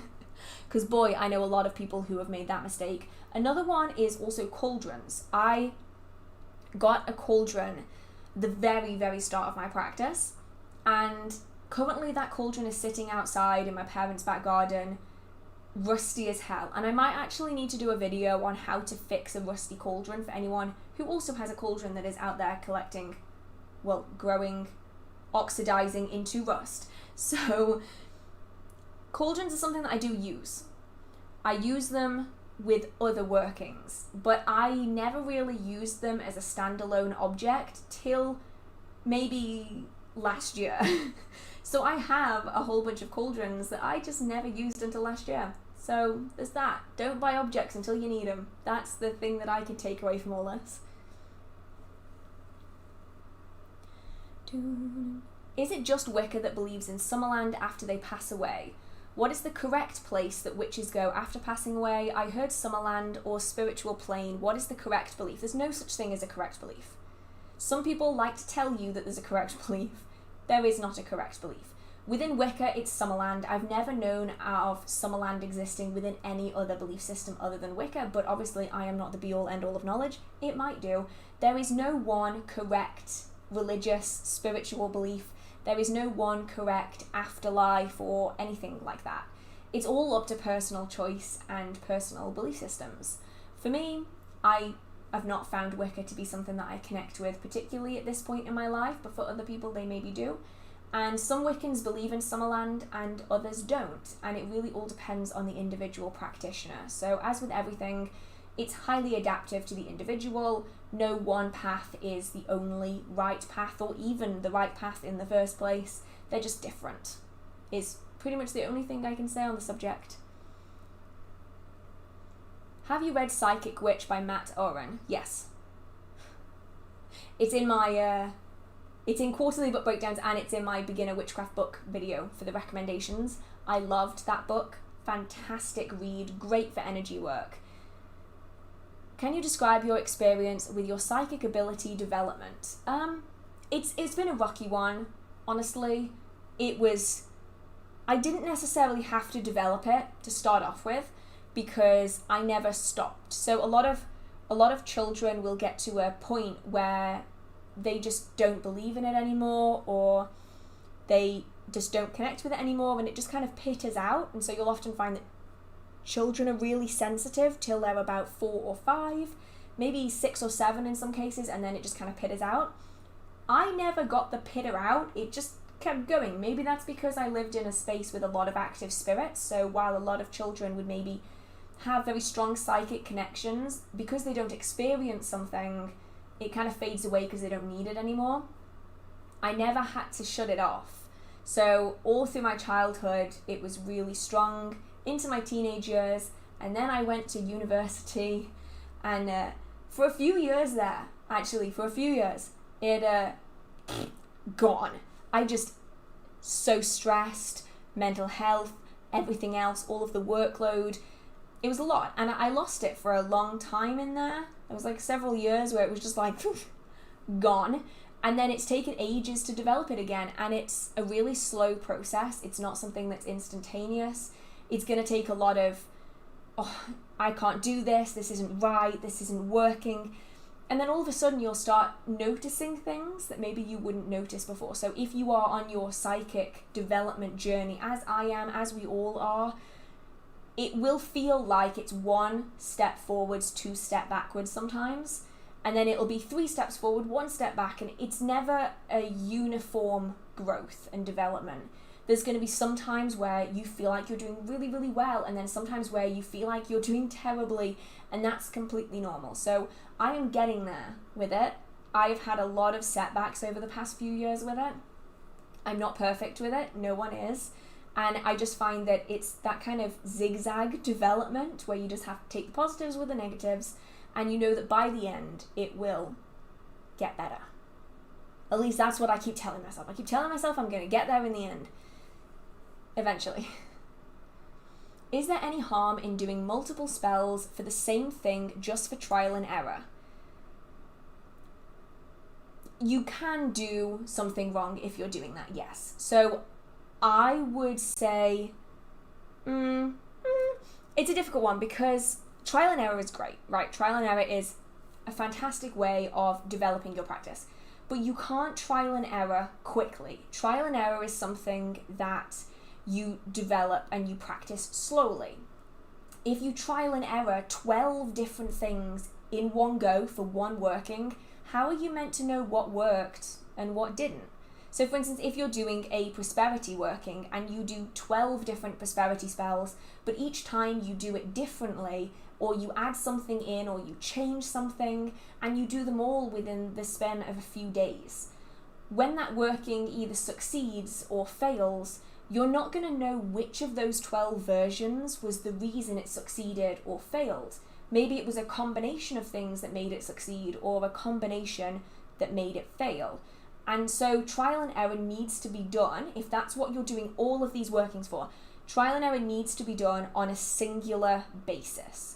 So try one thing. If that doesn't work, take note. The next time you do that working, try something else. Take note, does it work, does it not? And then over time, you'll be able to essentially cancel things out. So if you know, for instance, that you did a spell with a candle and it just didn't feel right for you, then you can take candles out of the equation, try something else. If you used a particular colour for that working and it worked really well for you, then you know that you should try that again and see if it works in a different setting. And by doing that, you can effectively trial and error. There's really no wrong and right way of doing it. It's just a case of not sabotaging yourself. So you can, for instance, do several workings for the same goal if you need an extra oomph. Just make sure that those workings are going to be working with one another and they're not going to be cancelling the other out. But if you're specifically doing it for trial and error, I wouldn't do them all at once, because then you're negating the whole point of doing the trial and error. Basically.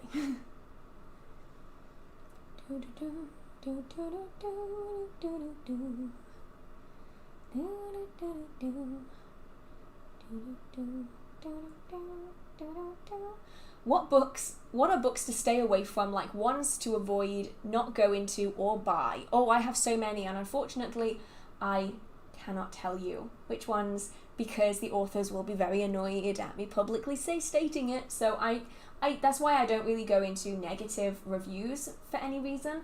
But typically, if a book is mentioned to me and I give very little comment on it, you know it's because I don't like it.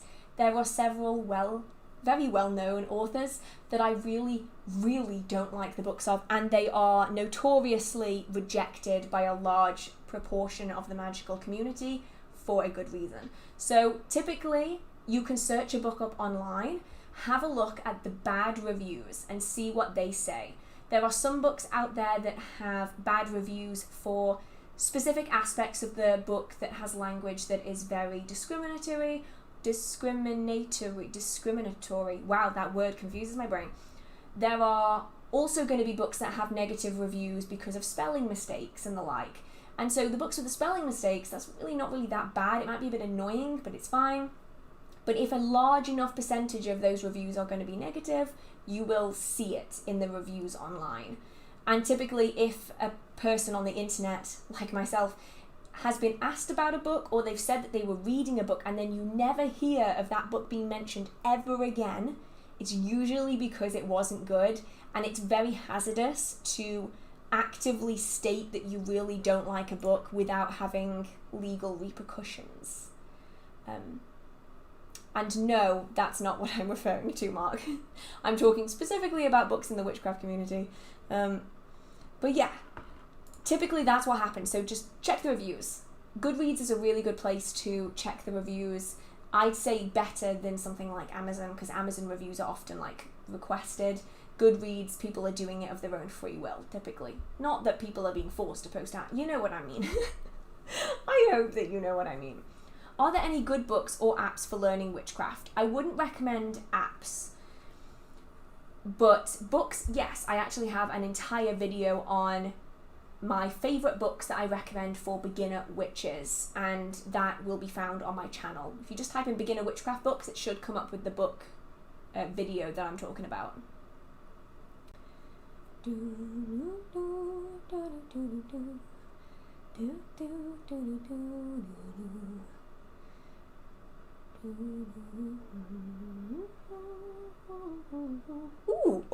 Oh, this is a really good one. What are your instant green and red flags for a witchcraft reference website? So this is specifically talking about reference websites rather than books, which I have my whole different list of red and green flags for.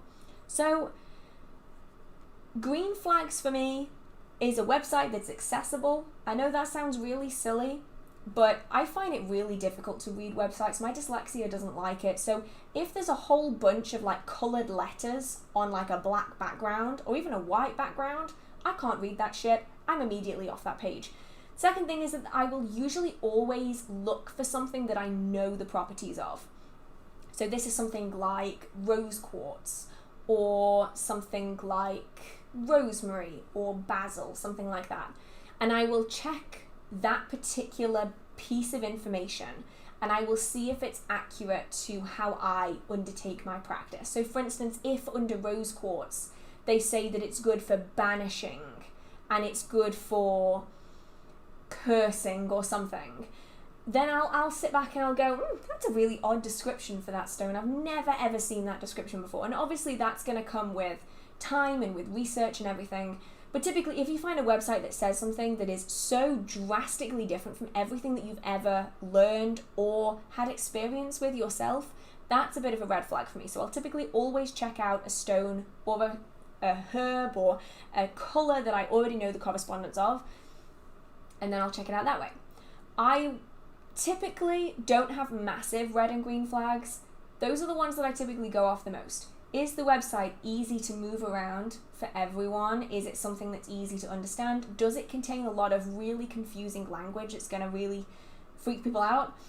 And also, do they have fairly accurate information? Now, of course, every website is going to be written by someone else, and they are going to have their own unique style of practice. And so the way I use rose quartz might be different to the way someone else does. And you can do negative workings with rose quartz in relation to the other things that it's associated with. But if they only have, say, cursing for rose quartz and they don't have any of the other magical properties that most people who are watching right now probably already know some of, self-love, friendship, romance, those kind of things. If they don't have any of those on, I'm going to be a little bit concerned about the other bits of the website that maybe I don't have a great deal of knowledge on. So that's really what I look for. Oh, another one. If the webpage is full of adverts, like they're popping up everywhere, there's one at the bottom, there's one in the middle, there's 3 going up the sides, every time you scroll down there's an advert. I typically don't like those websites because they're prioritizing the ad over the content. Like having a few ads, fine. Having ads down the side, fine. As long as it's not obstructing the information, I'm okay with that. But when they're everywhere, and some of you will likely have known websites like that in the past, they're not as common as they used to be actually now, but I typically stay clear of those ones as well. Oh, I did not see this. Thank you so much, Tau Girls. Thank you so much. I really, really appreciate it.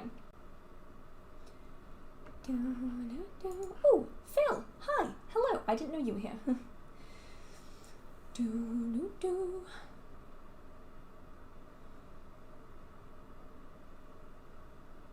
Do you have a coven? Can anyone join from worldwide? I don't have a coven, no. I do, however, have a Discord server, which is it's not a coven, it's more like just an online group. And that's about all I can deal with. My mods on there are phenomenal. Thank you so much to all of my mods on Discord. You do so much work.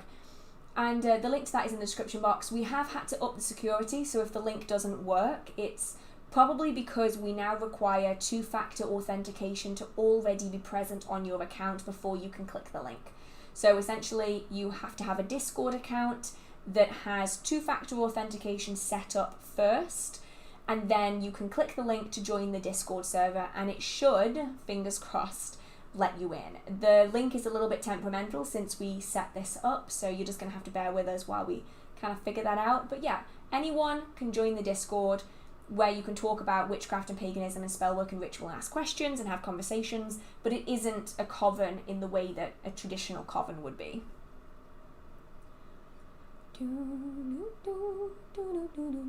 do I have Moon River in my head? I have no idea.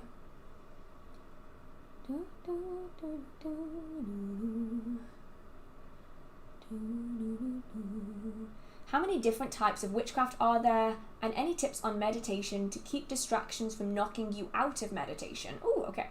So it's important to remember firstly that witchcraft isn't all of magical practice. So witchcraft is one form of magical practice. There are thousands, tens of thousands of different forms of magical tradition around the world that are separate and unique from witchcraft, and they're their own standalone practices. When it comes to witchcraft, almost every practitioner is going to have a slightly different practice, so technically that would make basically every version of witchcraft slightly different from the last. So there's so many, and there's lots of different paths that you can take within witchcraft that are going to make it different to someone else's practice. When it comes to tips on meditation to keep distractions from knocking you out of meditation, the best way that I've ever done for this, and I've tried a lot of things, this works for me, might not work for you, but it's to see distractions not as something to keep out, but as something to pass you by. I have done a full video on undertaking meditations, like mind calming is how I refer to it as, and you can find that on my channel if you do want more information. But typically, a lot of people will try to stop distractions from getting in, and they spend so much time focusing on stopping the distractions from distracting them that they get distracted by trying to stop the distractions. Instead, the best way I found to do it is to just let them pass you by. You are like on a conveyor belt going past all of these distractions, and you're letting them pass through, but you aren't focusing on them. So if there's a knock on the door, or if there's an intrusive thought that comes in, instead of trying to not focus on that intrusive thought, you just let it wash over you temporarily, and then it'll just move on. The knock on the door is a temporary distraction. So you let it wash into your meditation, wash out the other side, and that way you aren't going to be trying to focus on stopping the distractions, you're just letting them pass you by, and that way you can spend more time focusing on what it is that you're really after in that meditation. Do you know any resources for making servitors? I do. Unfortunately, none off the top of my head, but in the next video, which is going to be the quarterly book breakdown, I have 3, maybe even 4 books actually on the creation of servitors that are going to be in that video, and I will have their names and everything. Unfortunately, I'm just looking at my bookshelf for reference. I don't have any that I can reach. They're all tucked away, ready to be in this video. So the next video will be the quarterly book breakdown with books on servitors, and there's one in that list that I love. It's a phenomenal book. Oh, I did not see this. Oh, Evelyn, thank you so much. That really, really means so much to me. I really appreciate it. Thank you. Aww.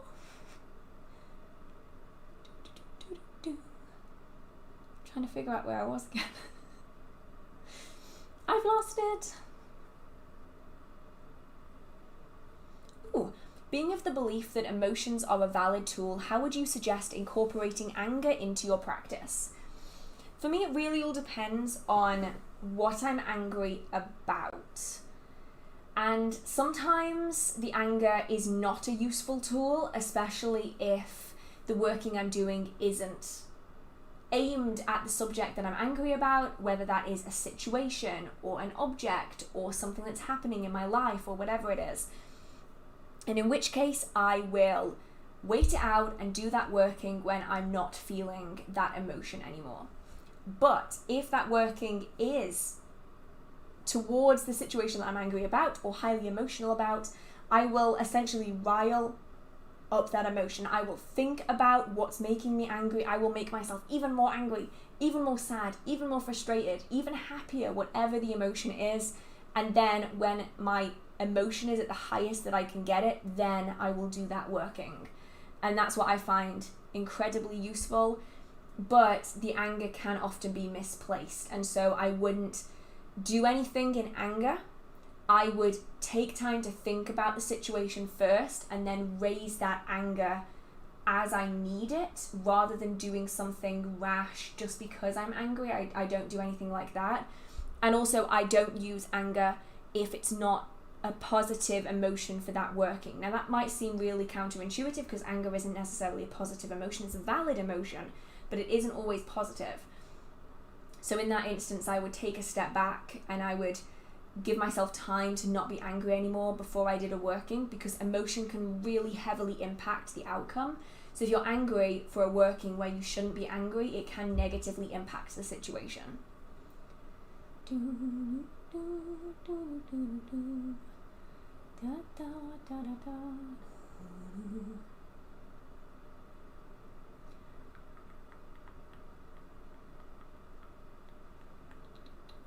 do you have any advice for shielding for autistic witches? Something to sort of cushion against energy input on top of sensory and social input.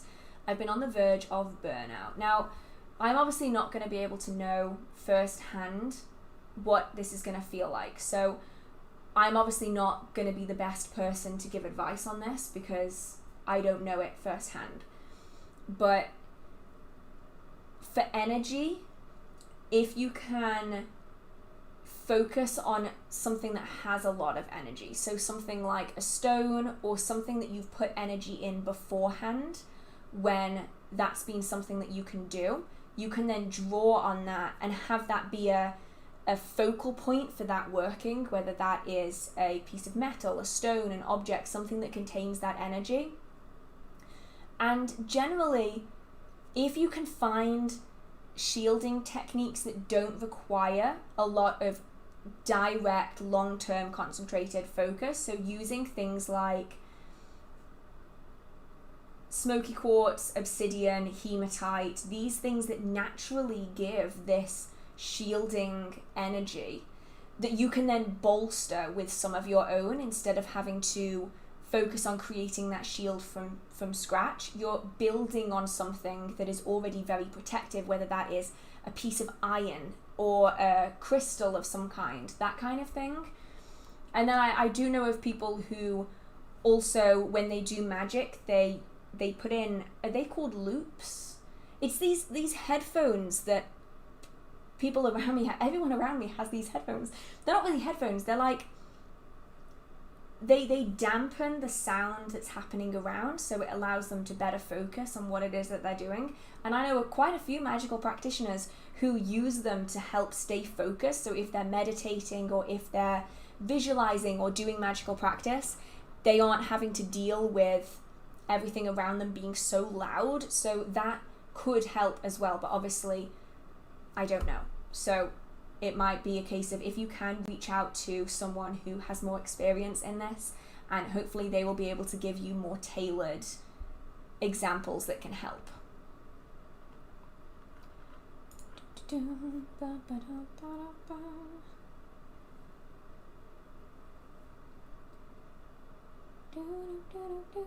Do you do any work with your ancestors, either known or unknown? I do. Not a massive deal. I honor them in a lot of the altars that I set up, and I will call upon them during spellwork and ritual if I feel that it is something that they would be happy to work with or that they would want to participate in. I might call them forwards. And primarily I work with the unknown, and that's mainly because a lot of the ancestors that I know directly have passed over within the last few years. I want to let them be at peace, let them do their own thing, and I know that most of them wouldn't really want to assist me anyway. But there's quite a lot of the unknown dead, the ancestors in my past that I don't know the names of, that no one remembers the names of anymore, but they exist. And they are the ancestors that I will primarily draw on, and I'll often use human representation in the form of skulls, not human skulls, but human-shaped skulls on altars as a way to represent them and invite them into that space. Where was I? It jumped while I was talking and I have no idea where I was.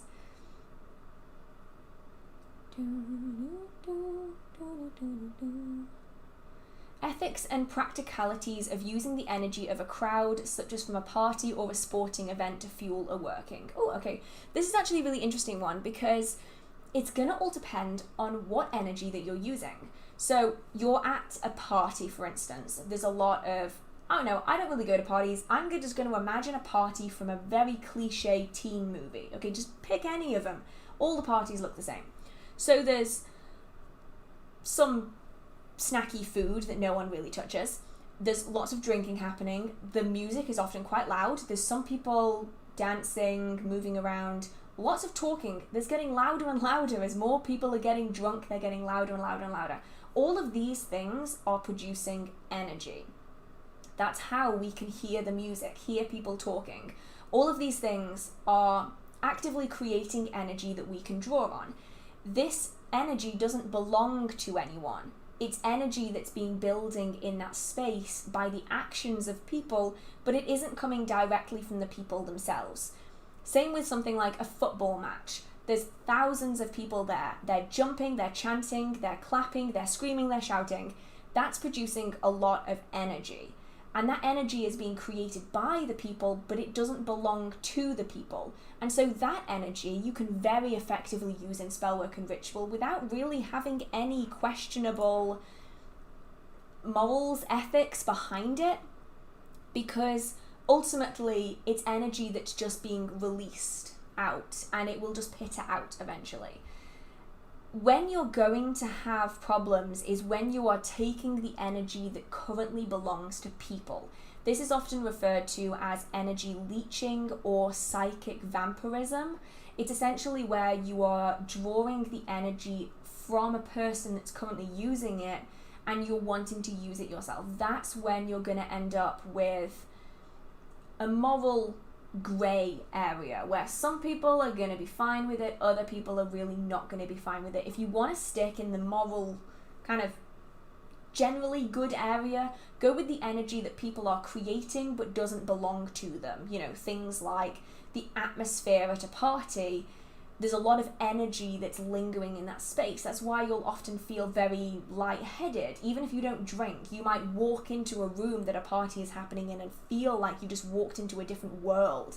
The energy just feels so different, like you just walked through a wall. That energy you can use really effectively in spellwork and ritual pretty easily.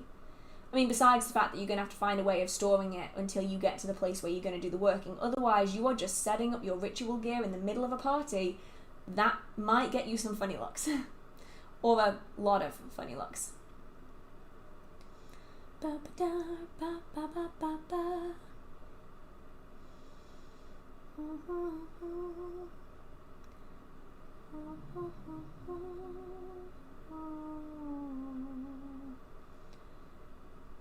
Trying to figure out where on earth I was it is. Do you need to always cleanse a divination tool before you use it, or only right after you get it? Other opinions seem to differ a lot. Yeah, and they're going to, mainly because everyone is personal. I typically don't cleanse my divination tools. I often don't need to. The divination tools that have spirits attached to them, I definitely don't cleanse. But if I get a divination tool like a tarot deck or something like that, and it just feels off, then and only then will I cleanse it. I will then cleanse it if someone else has interfered with it without my permission. So if I'm doing a reading for someone and they've touched the deck and I've given them permission to do that, I can sort that energy out pretty easily because I know how long they were holding it for, I know what they were doing it for, and so I will often just draw that energy out and dispel it without needing to cleanse it with anything like smoke or moonlight or anything like that. I will only cleanse a deck if someone's touched it, if they've touched it without my permission and they've done it secretly. Often in that case you won't know that they've done it, so if the deck feels off to me like someone else has handled it, then I will do it. Or if I've walked in and caught someone fondling my tarot deck, that was the wrong wording and I knew it before I even said it. Do you know what I mean? But if I've caught someone touching or interacting with my magical tools without my permission, then I will cleanse them. But I actually find that you don't need to cleanse divination tools unless they feel off to you. Like, unless something doesn't feel right with it, I typically won't cleanse it.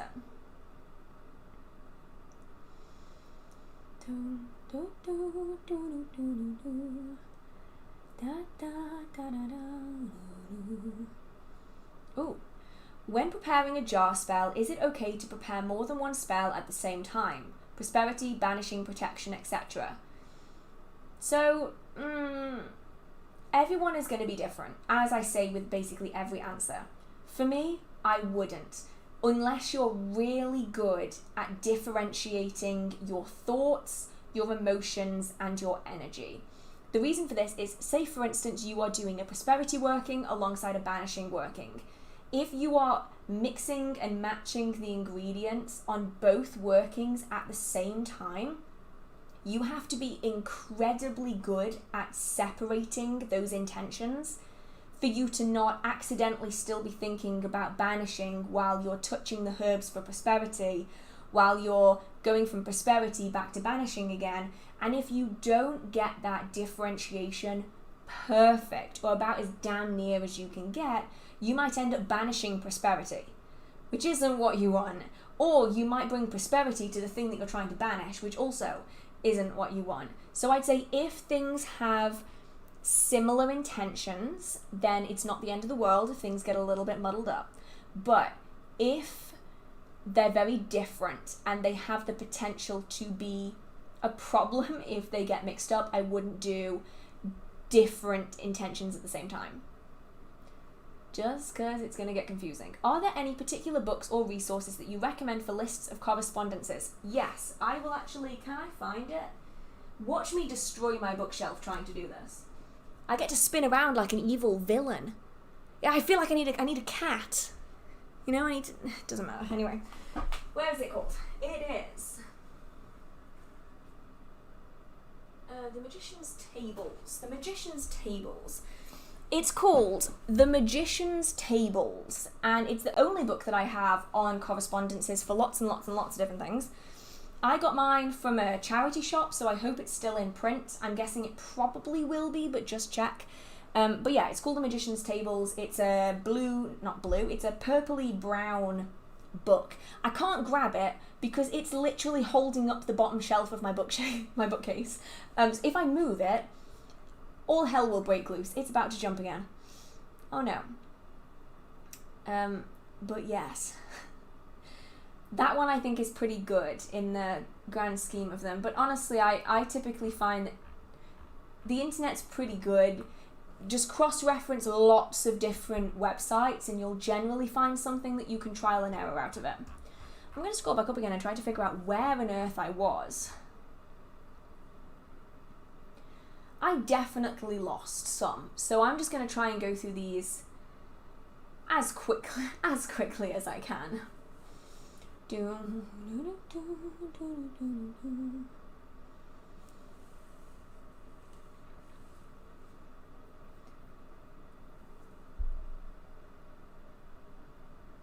I have no idea. Wait, have I already done these?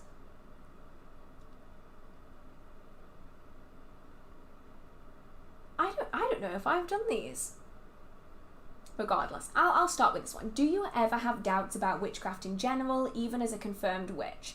I sometimes have some intrusive thoughts like, what if this is all fake and I'm imagining everything, even with results? Everyone has that from time to time. Pretty certain everyone has that from time to time. And that's good. I'd say that that's pretty good. There are lots of people out there who never question their faith. They never think about the alternative. They never research anything outside of it. And that can be very limiting because they are blindly following something without questioning whether it's the right thing for them. And so I'd say that if you question yourself, that's a healthy way of doing it. You're constantly reevaluating whether this holds value in your life, whether it's something that you should continue, and then you can make the decision to or not to continue it. I think everyone experiences it. It's just important to not let it take over your life.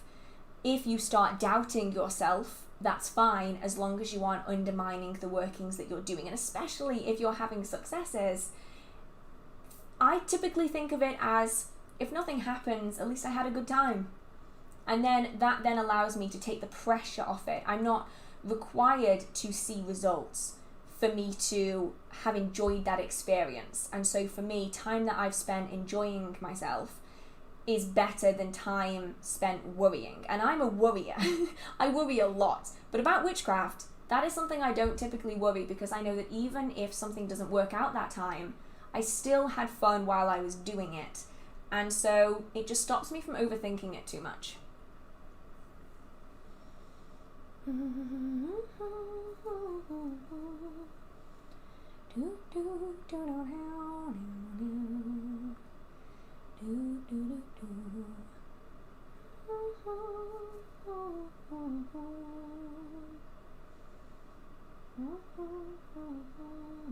Ooh, Ooh, I went to Glastonbury a few weeks ago and I genuinely bought 11 books from Labyrinth Books. They were so heavy, my arms hurt for days. Do you have a favourite book about the Fae? I do, actually. I need to make that video. I said I was going to make that video. I kept forgetting. I will actually grab my favourite book. I will go and get it. It is this. This is actually a new copy of it. I have several copies of this book. This is the newest. In the collection.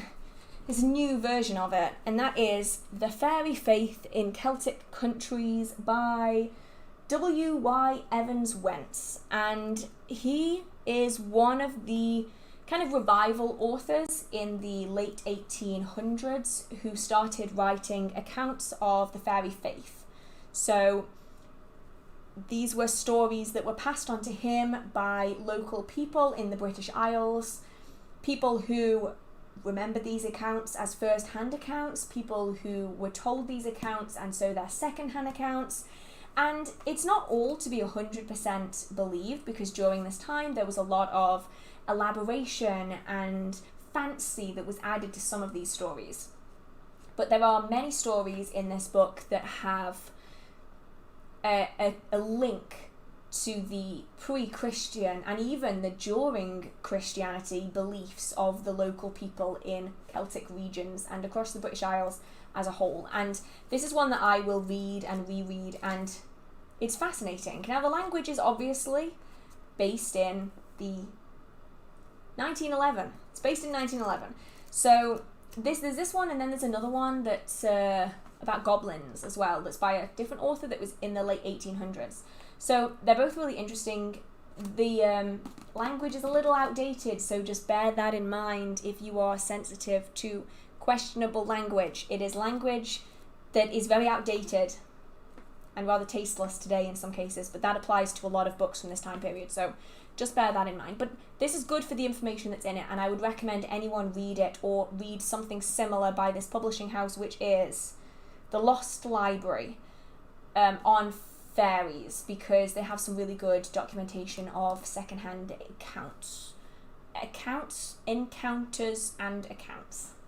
Words are hard today. I feel like Evan and Caitlin. Does anyone else watch Evan and Caitlin? I love Evan and Caitlin. I'm going off on a tangent. It's been one of the nights.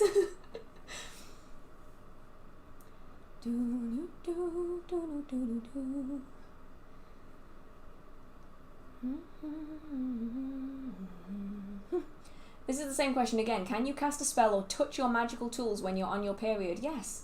I'm not acidic. I won't melt through everything that I touch. If I sit on my sofa, I don't end up on the floor and then melting into my basement. Yes, you can touch all of your magical tools at any time of the month, regardless of whether you have a monthly period or not. It's important to remember here as well that lots of people don't have periods and their magic is just as successful as people who do. So it's just something that happens with some people. Some people will use it. Some people will relax during that time period. It's all up to how they feel as an individual.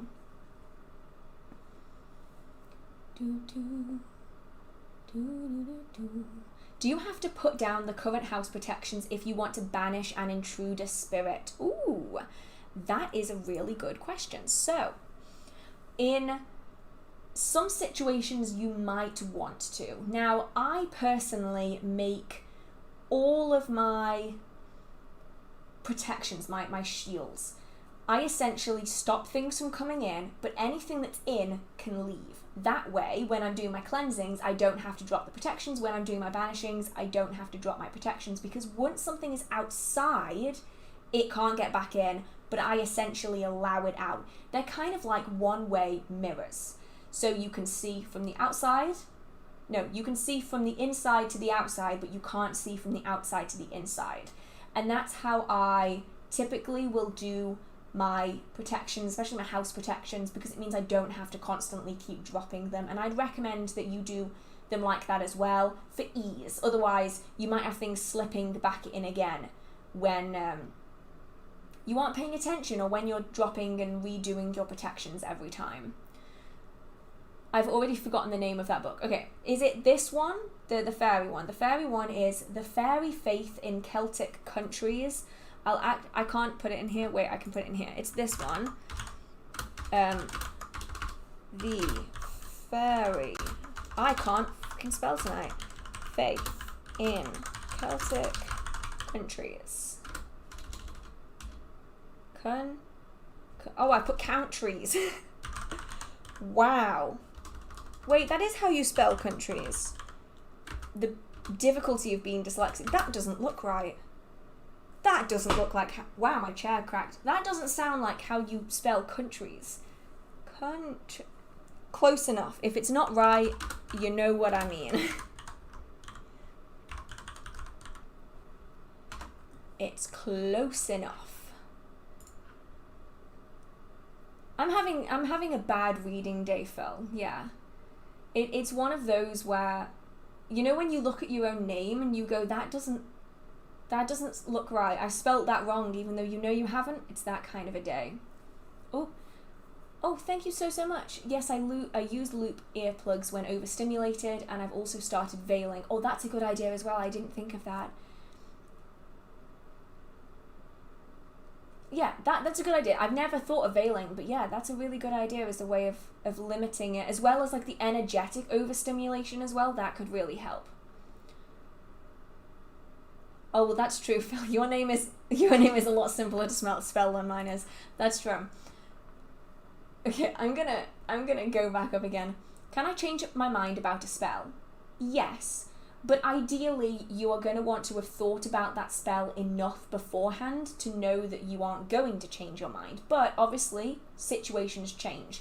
So I actually have a full video called How to Undo Your Spells. Something along that line. And that video goes into the different ways that you can undo or reverse spellwork and ritual that you've already cast. So that is like 40 minutes of just good information. If you think I talk way too much, just put it on 2 times speed. And then you can get through it twice as fast. But yeah, that video's got everything in it that I personally do for undoing spells if I've changed my mind for whatever reason.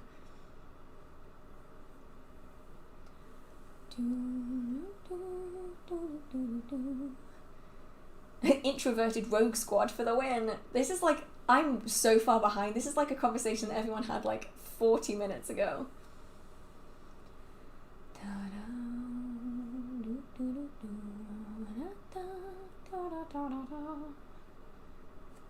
Oh, there's the Ouija board question that I answered earlier. Answered earlier. Ooh. My voice broke then.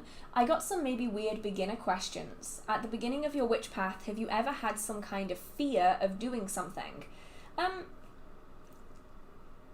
No. Not particularly, no. But I think that's mainly because a lot of the time people will have a fear of doing set things because they maybe came from a different belief system. Like, witchcraft is a very different belief system than a lot. And you'll often find that the fear of certain aspects of practice, such as working with spirits, such as doing divination of any kind, that often comes from pre-existing beliefs that someone had, whether they were part of a religious system that really condemned it, or whether it was a family belief that something was considered bad. That's often what sparks this fear of when we decide to do it for ourselves. And it's a really, really common thing. I'm very, very lucky in that I've always had this belief system. And so for me, I never had to get over the fear of something because it was ingrained earlier. Because I never had a thing that was ingrained earlier, if that makes sense. But it definitely isn't strange. It's very common, much more common than you would think. And it's completely natural, especially when we've spent so much of our childhood believing something different than what we believe now. Those belief systems are deeply ingrained and they can often cause a lot of fear that takes time to get past. So if anyone is feeling particularly fearful about a certain aspect of practice, it's very normal, and it's something that does ease over time. It probably isn't going to be super quick, but it definitely does start easing up as time goes on.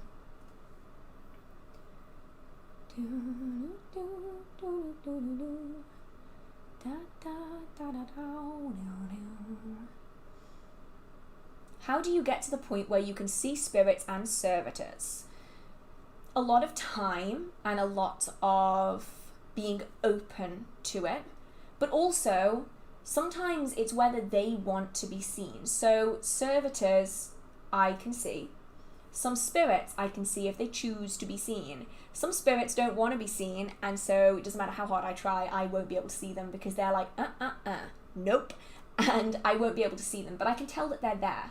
And I think that's the thing, I wouldn't aim for being able to see spirits, because that's something that some people find really easy, some people find really hard, but the people who find it really hard might find another way of sensing spirits really easy. They might find hearing spirits or seeing them or sensing them with energy really easy. So I wouldn't aim for seeing spirits. I'd aim for sensing them, because that's something that you can then develop and you can learn what you're naturally gifted in from that point.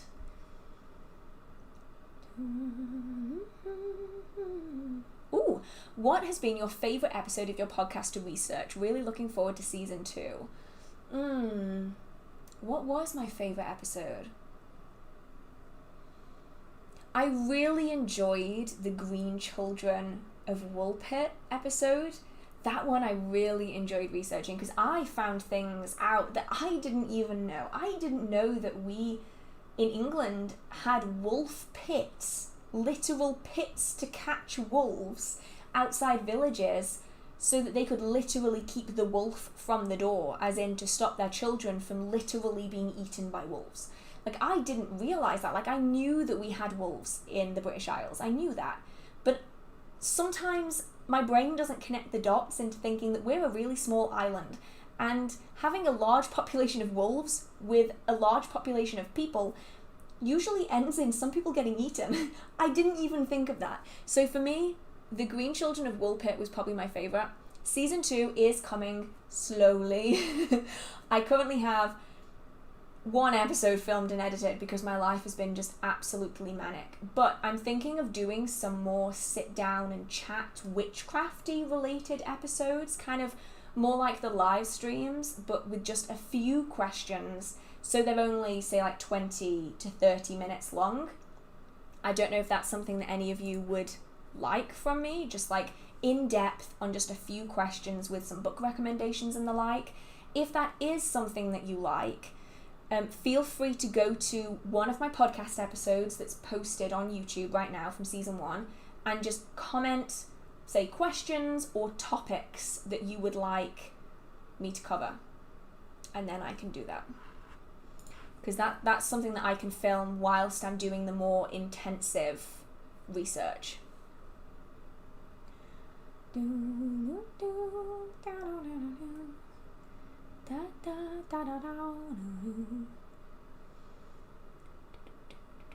trying to figure out where I was again. Ooh, okay. Another question about Ouija boards. So this was after the last ones that I answered. Can you be successful in connecting and talking to dead relatives, or is it better to go to a professional medium? I personally would go to a medium, and I would go to a good medium. So if you can get some recommendations from people that you know or people in the local community, that would be phenomenal. I'm very lucky that I work in the industry, and so I have quite a few friends that are really good mediums that I would personally trust. But you can connect to dead relatives. But the art of using a Ouija board and mediumship are very different things. A Ouija board is very much reliant on the communication that you're getting directly from them. You often, if you aren't already psychically in tune with spirits, you're not going to have any other cues to tell you who they are and who you're speaking to. So you might think that you're talking to Grandma Bertha and you're actually speaking to something else who's pretending to be your Grandma Bertha, which can make it a little bit scary and sometimes quite hazardous. Whereas a psychic medium often has other things. So not only are they being spoken to perhaps, but they are getting the smell, they're getting a visual as well, and they can in some cases describe the person to you very detailed, you know, down to the type of perfume that they wore or the earrings that they wore every single day of their life, you know. So you can have success using a Ouija board, but I would personally recommend a medium just because they have a little bit more going on, and also you aren't putting yourself in that position of being the medium, because the medium is a go-between and they're very used to being a go-between. If you aren't used to being a go-between, it can be really stressful and it's really hard to draw that line of when that comes to a close. So yeah, you can do both. Mediums are probably easier. Is there any legitimacy in casting spells in Latin as opposed to English? Does it make a difference? Is it any more powerful? Doing spells in Latin was a really popular thing in the late 90s and the early 2000s. Not really sure what was going on there. For whatever reason, people were just obsessed with it. I think it comes from TV shows and movies, such as Buffy, such as Angel. Well, Angel didn't really have so much magic in it, did it? But things like Charmed and stuff.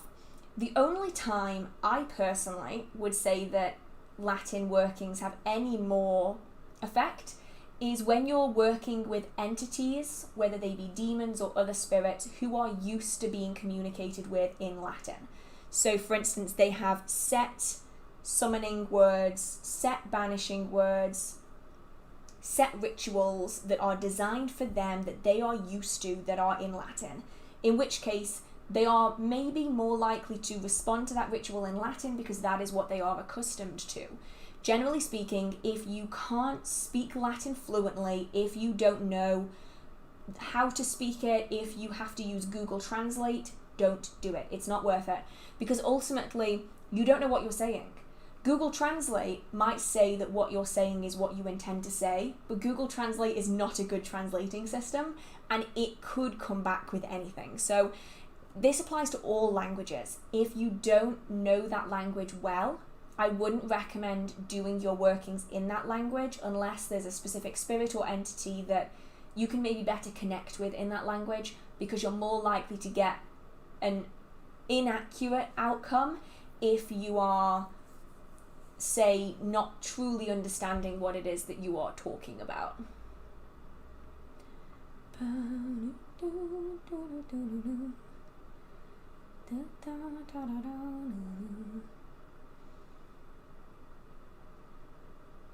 How can you give offerings such as milk or bread when you have cats that will jump up and eat and drink it? So this is an interesting one. So this is in regards to giving offerings to brownies and household fairies. So with this, I would say, if you can, put it somewhere where it's inaccessible to them, even in a sealed container. That might sound kind of counterintuitive, but household fae, as well as many other fae, are non-corporeal. So they don't have a physical form in the way that you and I do. So if you were to lock that milk and bread in a sealed box, the fae can still get to it, and you're stopping your animals from getting to it as well. So that's a good option. You can also keep it, if the oven is cold, you can put it in the oven. That's a good option as well. Or like a microwave. As long as no one's going to turn it on with the stuff still inside, it's just a way of keeping it out of the way. It's still an offering, you are giving it to them, and they will still be able to access it. It's just that your furry friends won't make themselves ill eating and drinking things that they shouldn't be eating and drinking.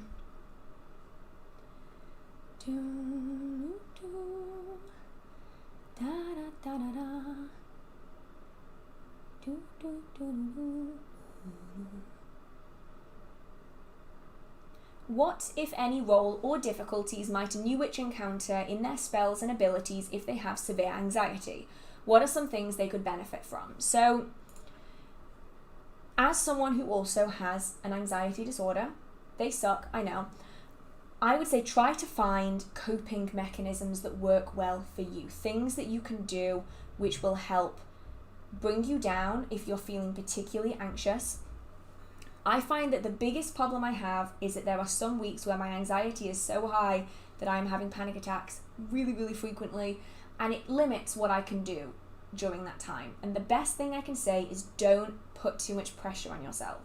You are still valid if you can't practice for a few weeks. And this applies to everything, whether you have physical ailments, whether you have mobility issues, whether you struggle with reading, whether you struggle getting that focus in.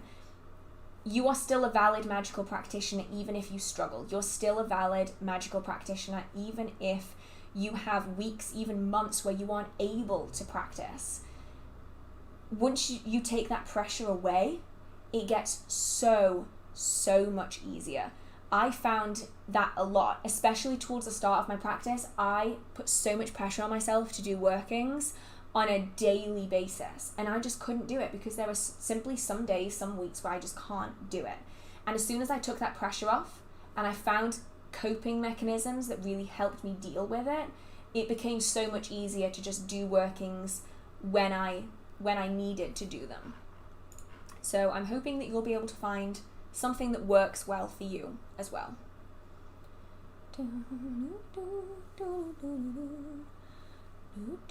What melody do you sing between every question? For whatever reason, today I have Moon River in my head. Is it Moon River? I think it's Moon River. The one from the Cadbury's advert, like 5 years ago. I don't know why I've got that in my head. It's always something. If it isn't something like that, then it's the Winnie the Pooh theme song. So if you don't like random bits of noise, my live streams are probably not the best thing for you.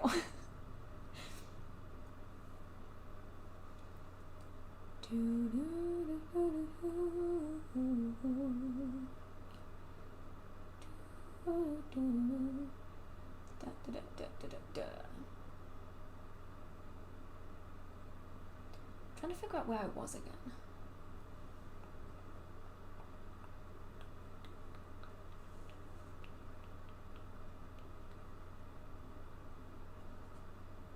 I literally have lost where I am.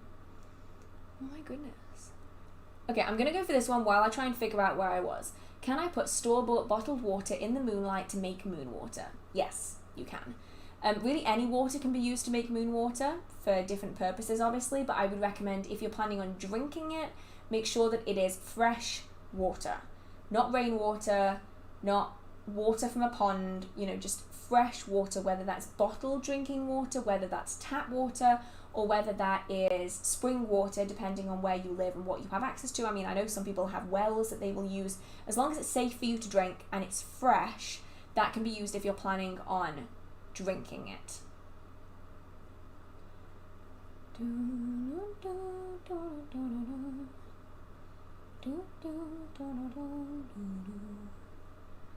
Can LED lights be good as a temporary substitute? LED lights? Did I say lights or candles? Can LED candles be used as a temporary substitute? Well, ultimately it depends on what the substitute is for.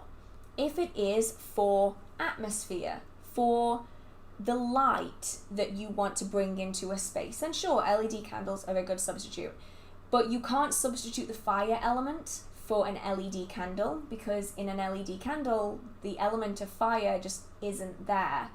And you also can't use an LED candle as a vessel, because there's no flame to burn the energy out of the vessel to release it.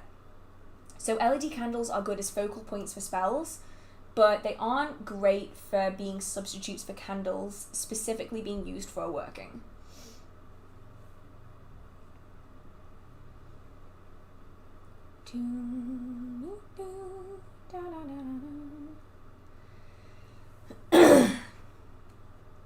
God, I've been speaking so much over the last few days. My voice is shot.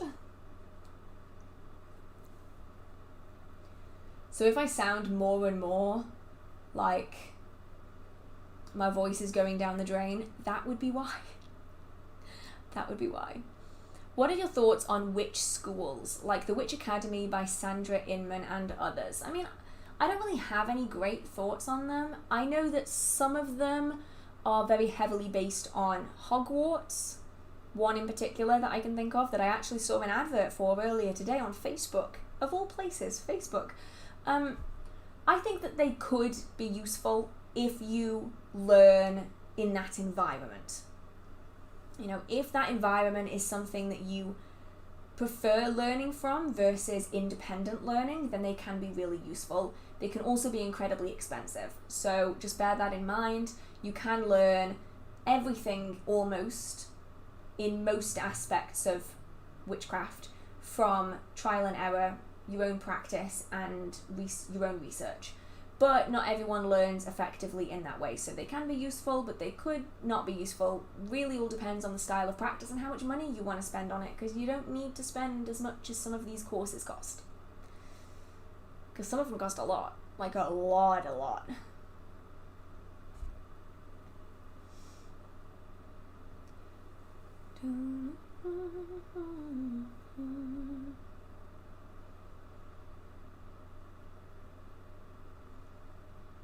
I'm still trying to figure out where I was again. Any suggestions for how to start developing psychic abilities? I know I say this answer in every single live stream, so I apologise if it gets repetitive. Acknowledgement. It's the first step. Acknowledgement. You don't really need to actively do anything. You need to actively stop pushing away everything that happens and saying that it's something else. Because ultimately, when we acknowledge, we open ourselves up to it. Now, it doesn't have to be you wholeheartedly believing everything is a spirit or a sign or something. But if you are constantly telling the spirits that are trying to interact with you that they're just a fiction of my imagination, oh, it's just because I'm tired, oh, it was a floater, oh, I just need to put my glasses on, oh, it was just the light flickering, you know, corner of the eye phenomena, that's all that was. You're essentially telling the spirits to leave you alone, because it doesn't matter how hard they try, you're always going to find some reason to ignore them. Now, with acknowledgement, you don't have to say, that was 100% a spirit. You just have to go, okay, I actually don't know what that was. It could have been a spirit. It might not have been a spirit. But I'm going to keep an open mind. And when you start keeping an open mind and you start acknowledging that you actually don't know what that was, perhaps, and you could come up with some explanation, but you don't know if it's accurate. By doing that, the spirits are aware that, hey, you're not dismissing me anymore. I can actually interact with you a bit more, and you might start to find more and more and more things start happening the more you acknowledge them. And that acknowledgement's really significant because it gives you time to process it gradually, and you can start seeing patterns and things developing once you start acknowledging that maybe I don't know what this is.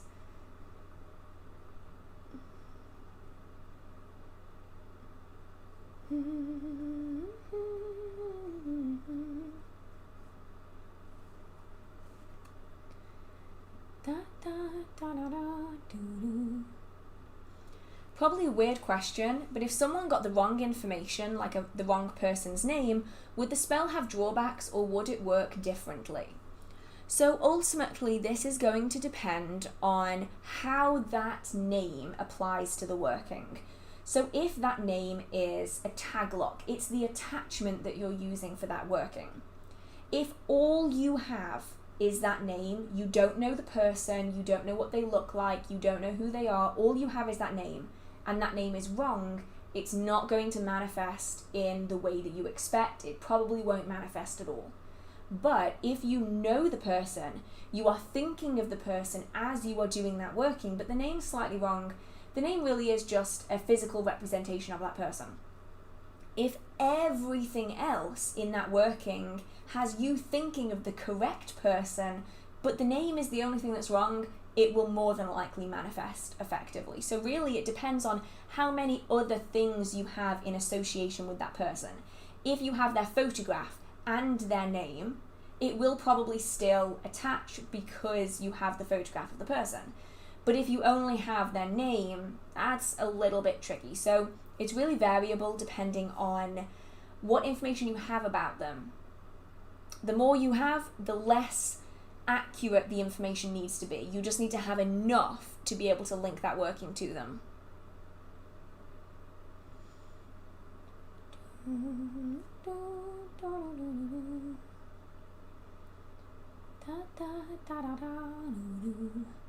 I'm gonna have to get this song out of my head after this live stream. I cannot stop with this song.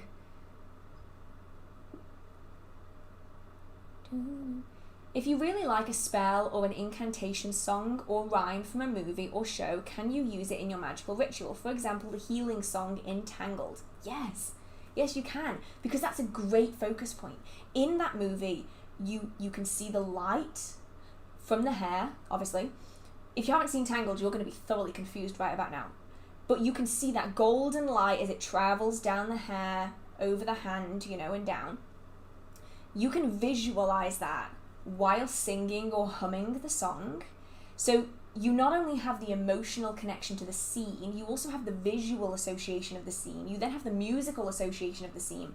That's causing a deep emotional connection to that piece of music that you can then apply in a similar setting in your own life, and you have all of that emotional connection that you've made to it already in place. You don't have to make that on the spot by creating a song for yourself. Just use one that already exists. It's not going to work exactly the same. If you've got blonde hair, it's not going to start glowing and instantly heal someone, but that emotional link that you have to it is really powerful, and you can use that. And people do it also with like movie soundtracks. If there's a soundtrack or a piece of music that makes you really sad or really happy or really anxious, sometimes that can be really powerful when it's attached into a working. And so you can use movie soundtracks and you can incorporate them into your magical practice to really good effect. Like, a lot of people overlook that, but things like the healing song from Tangled, it's a beautiful piece of music to start off with, but it also has that deep connection for a lot of people. Have you read any books or worked with Santa Muerte? I actually haven't, mainly because they fall outside of where my practice lies. So hopefully if anyone has any recommendations for books about Santa Muerte, they can help. But unfortunately, I personally haven't read any. What about spells on Etsy? What are red flags and what are green flags for those? So sometimes people want spell work being done. They don't know a spellcaster personally. They aren't able or knowledgeable enough to do that spell themselves, and so they will go on Etsy to buy a spell, or they'll go somewhere and they will buy a spell. So when it comes to online platforms for spell work, there's definitely red flags and green flags. The first red flag for me is something that costs either way too much or way too little. I mean, if you're talking about a 7-day working and they're charging £10, they are probably not going to be doing that working for you. Either that or they are massively undercharging themselves. But there's also a lot of spellcasters out there who charge in the thousands for a 1-day working for seemingly no reason other than they want to charge several £1,000s. And if they do, that's completely on them. But a lot of people do lose a lot of money by doing that. And so just make sure that it's worth it for you as an individual before you consider doing that. So it's not necessarily a red flag. It's just something to be cautious of, and you need to make sure that they are doing all the right things, such as agreeing to send you updates on that working. This often includes photos or videos of that particular spell and ritual being done.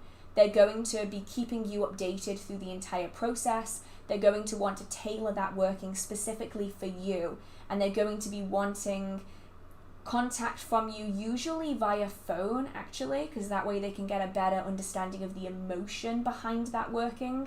Sometimes it's via Skype, sometimes it is just via email, but that communication needs to be there. So charging a lot for a spell isn't necessarily a red flag unless they're also refusing to communicate with you, refusing to send you photos and updates. There's lots of red flags that all go together. Reviews, really good one. And if they make their presence known, so they're using a photo of themselves, or they have a bio of themselves, they're using not just like a very fake username, they're using like a proper business name, those kind of things.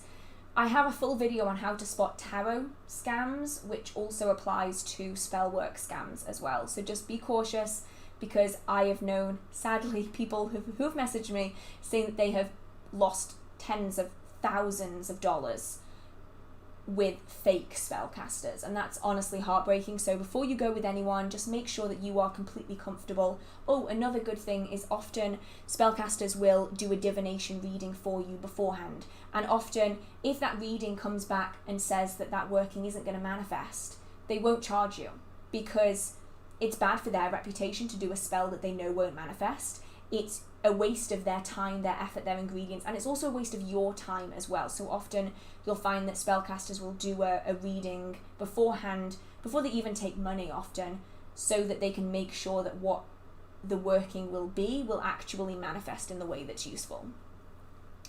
That was very, very long-winded. You may have already answered this one, but what is your favourite book right now? Oh, my favourite book is Plants of the Devil by Corinne Boyer. It's going to be in my quarterly book breakdown that I'm filming on Saturday. I'm filming it on Saturday. I'm thinking I'm going to post it. I'm going to try and post it anyway on Wednesday. That's probably my favourite book of the minute. I've gone back to that one several times over the past few weeks. If you follow me on TikTok, you'll have seen a little sampling of one section of it on my TikTok.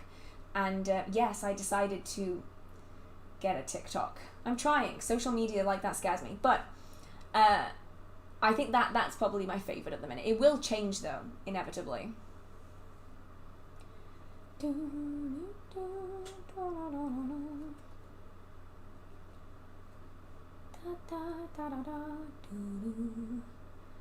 to figure out where I was again. It's a very jumpy night tonight on the stream. It's just like bouncing the stream chat around.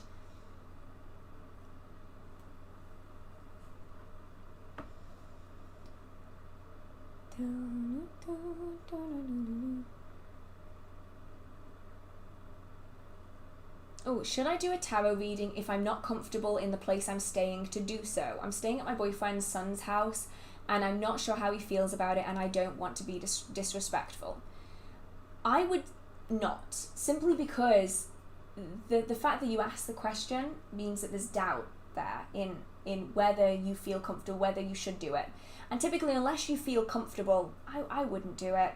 Maybe try other forms of divination, such as a pendulum, which is a little bit more discreet. You know, you can just use a necklace or an object on even just the length of your hair. If you get a strand of your hair and tie it around quite a lightweight small object like a ring or key, something like that, you can do pendulum divination quite discreetly, and it's a bit less in your face than, you know, a giant tarot spread. So that could be a good option.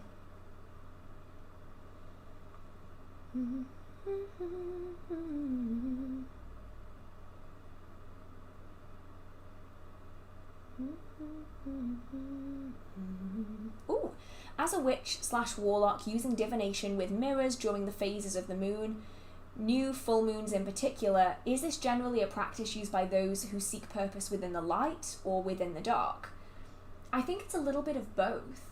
I know of many who do divination with mirrors in the moon who will not touch any kind of negative, even emotion sometimes, in often quite a hazardous way. You know, they are very avoidant of anything that is particularly negative. They only want to learn things from the light.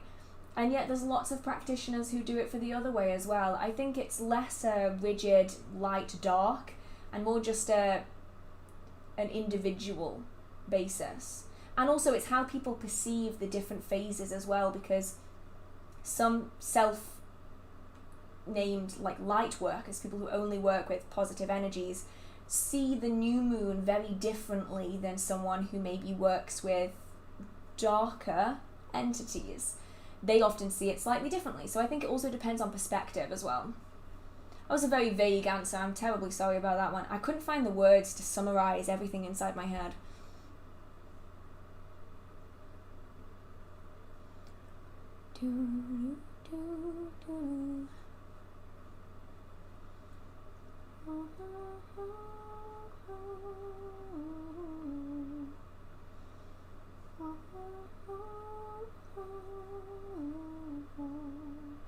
Oh no, it's gonna jump. Oh, god damn it. I knew it was gonna do it then.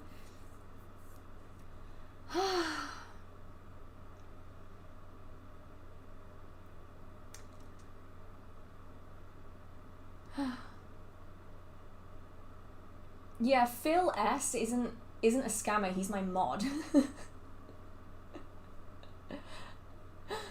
And if questions are being blocked, usually it's because of the the things that are written within it, usually.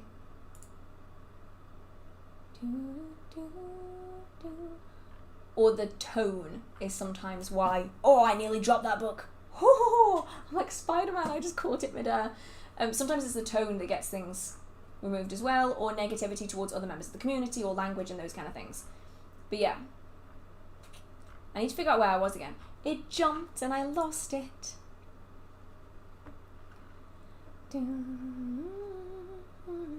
Okay.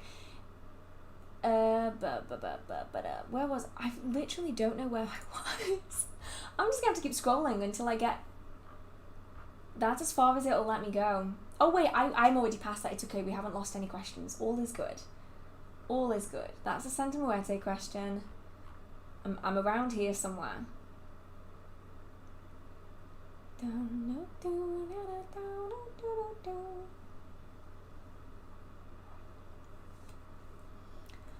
Meditations or fast ways to remove black magic. You all know I don't like that term, but we're just gonna, it was in the question, negative magic, like baneful magic.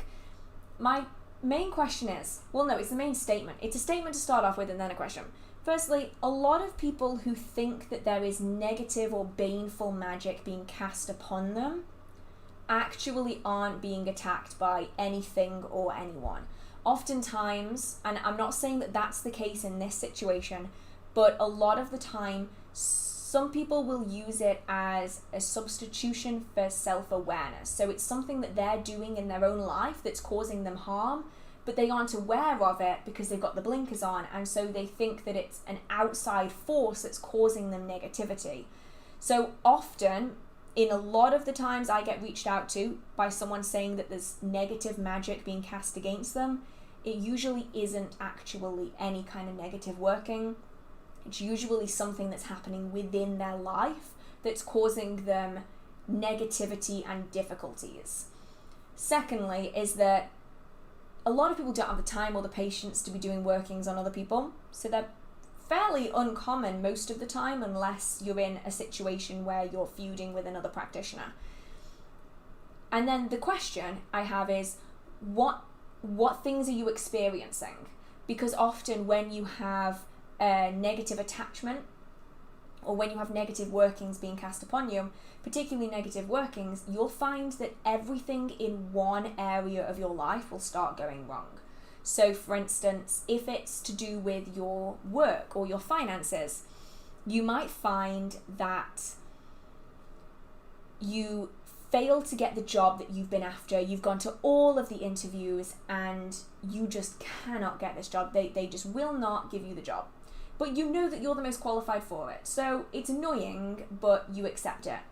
But then you get fired from the job that you already had, and they don't really give you a decent reason as to why you were fired, or they might knock your hours down so you're getting less pay. You might then find that your car breaks down, your dog needs to go to the vet, your child needs to go to the doctor, your rent has just gone up on your house, your shopping has tripled in price, and although inflation is a real thing right now, and a lot of people, especially in Britain, are now paying a hell of a lot more than they really should be for basically everything. But this is more of like a random thing. Like, this isn't a universal thing with everyone. This will be, all of a sudden, you're spending so much money that you weren't expecting to spend. Your boiler breaks down, you need to get someone out to look at that. Your wife's car breaks down, you now need to look at that. When all of these things are happening around one aspect of your life, that's when you've got to start thinking whether something funny, some funny business is going on, and in which case you might want to do a divination reading to see whether something is going on, ask whether there's anything external that's impacting these things, and then go from there in some kind of blocking, a cleansing, a reversing, or simply a reflection working, which just essentially ricochets that energy off. It doesn't necessarily send it back where it came from. It just ricochets it out, gets rid of it, and then you can put your protections up to start again. But typically, it's not negative magic that's been cast by someone else. It's just unfortunate situations that typically happen. And now I have the hiccups. Of course I do.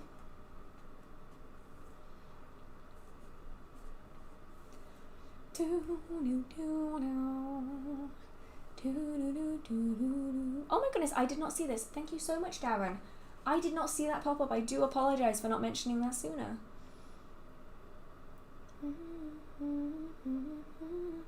Your room looks so tidy.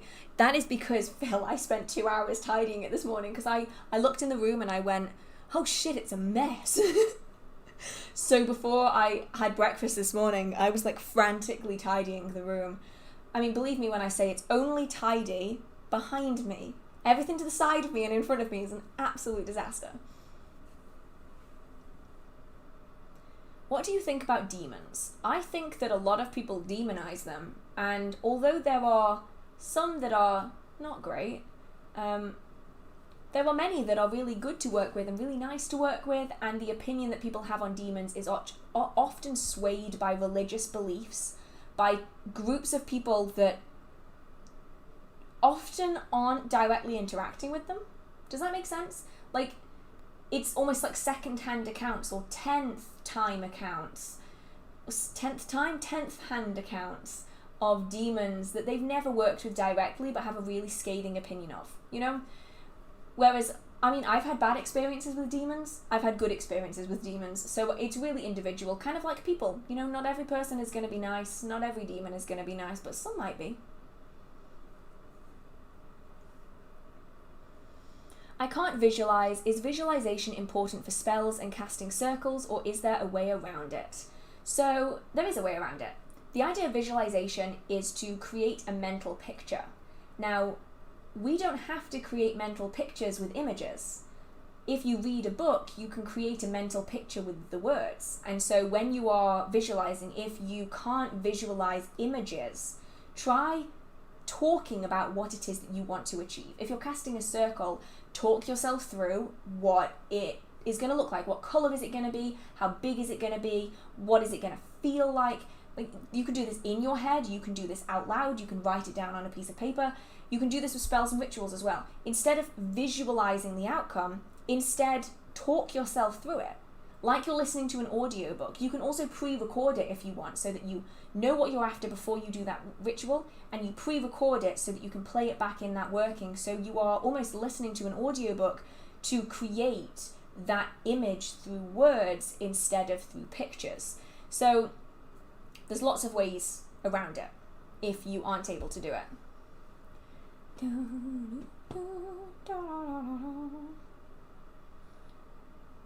Wait, what? Can you reabsorb energy that returns to you 3 times after a spell? I'm so confused. Why is energy returning to you 3 times after a spell? I'm very curious. I would love to know the answer to that. How do I convince my grandmother to teach me her generational magic? Ultimately, you shouldn't have to convince someone. If they aren't willing to, no amount of asking is going to convince them to do it. So I would ask why they don't want to, and then develop from there. You know, figure out the why nots so that you can make everyone involved more comfortable, so that you can learn that from her. It's probably the best way of doing it. Convincing typically just annoys people, and it often makes them less willing to do it.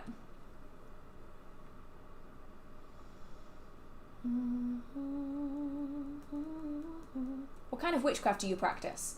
HearthWitchcraft. Hence the name. Useful, that. I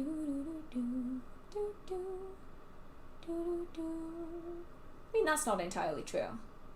You can't stop spells after they've been casted. You can. Especially if they're your own, you can. Especially if they've not manifested yet, you can. Once they've manifested, you just have to alter what that spell is going to do. But beforehand, you can stop them. Especially if they've not manifested yet, because then the energy is just out there. In which case you can block it, you can bring it back, you can direct it elsewhere.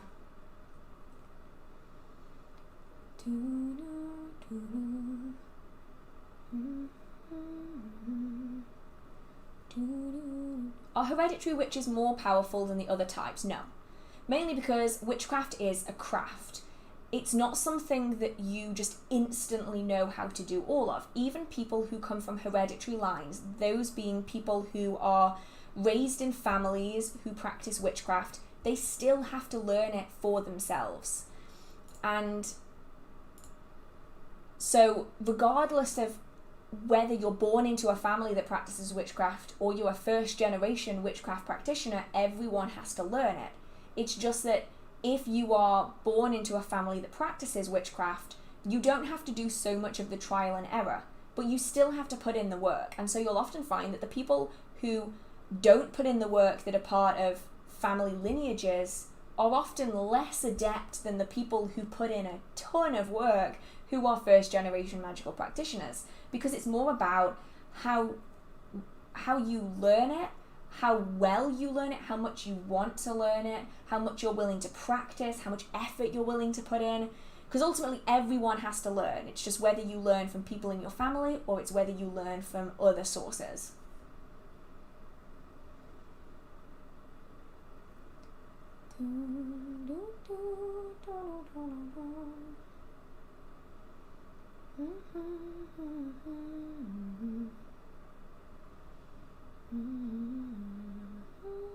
Oh, this is a really, really good one. Everything Coffee says, don't start by trying to love yourself, start by trying to feel neutral about yourself. That's a beautiful way of putting it. That's lovely.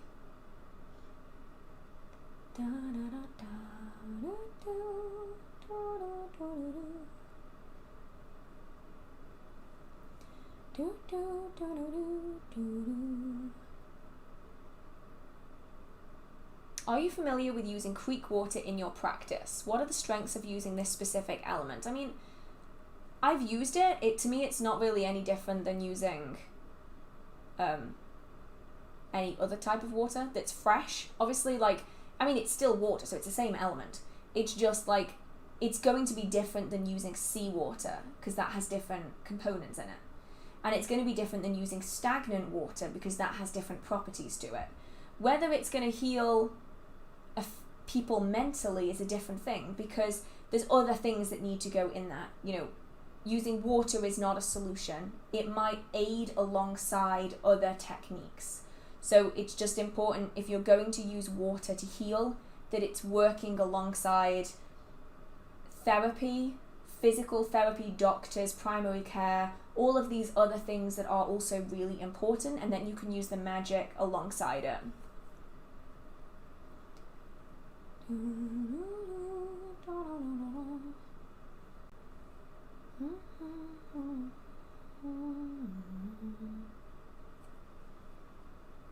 What do you know about the Witch's Sabbath? Can you astrally travel there? I mean, the Witch's Sabbath is astral projection. I just read The Crooked Path by Keldon. So the Witch's Sabbath was a believed event that a lot of Christians at the time, during the early modern period, believed that witches were going to. They were attending. And it is essentially astral travel to a specific location. Now, the important thing to remember here is that the Witch's Sabbath is primarily documented by Christians as a way to demonize the pre-existing spiritual beliefs of the local people. And so because of that, it's quite likely that the Witch's Sabbath never actually existed in the way that it is documented in traditional witchcraft, which is based on pre-existing sources. So the Witch's Sabbath is essentially astral flight to a gathering. Now these happen. Astral gatherings happen all the time. If covens of practitioners or different people from all over the world will astral travel to the astral plane in order to convene in the astral plane for a group meeting or for a ritual, these things happen. And they could be referred to as the Witch's Sabbath, but the Witch's Sabbath, as is seen in Christian documentation during the early modern period, primarily was to commune with the Christian devil, because they were trying to demonize the practitioners of older traditions into being in allegiance, essentially, with the devil. So it's a difficult one, because whether the Sabbath, as was documented, was actually real, no one really knows. And there are a few accounts of people who claimed that they had gone to the Witch's Sabbath, but it's whether they actually knew of that before they were reading these accounts or before they'd heard of these stories. Were the people essentially being tortured into giving confessions about witchcraft? Were they giving accurate information, or were they telling the people doing these awful things what they wanted to hear? And that's the tricky thing. So I'd say if you're aiming for anything, try for astral projection, and then try the Witch's Sabbath afterwards. Typically, yeah, because I mean, I don't know of many who have ever been to a traditional Witch's Sabbath as was documented. Though there are many accounts of people going to visit fae, demons, familiar spirits in the astral plane, you know, similar activities to what would be done on the Witch's Sabbath, but just different. Trying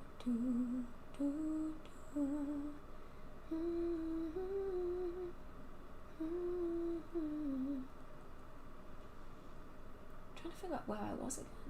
What proves that spells work to me? Or what proves that spells worked to you? Well, they work.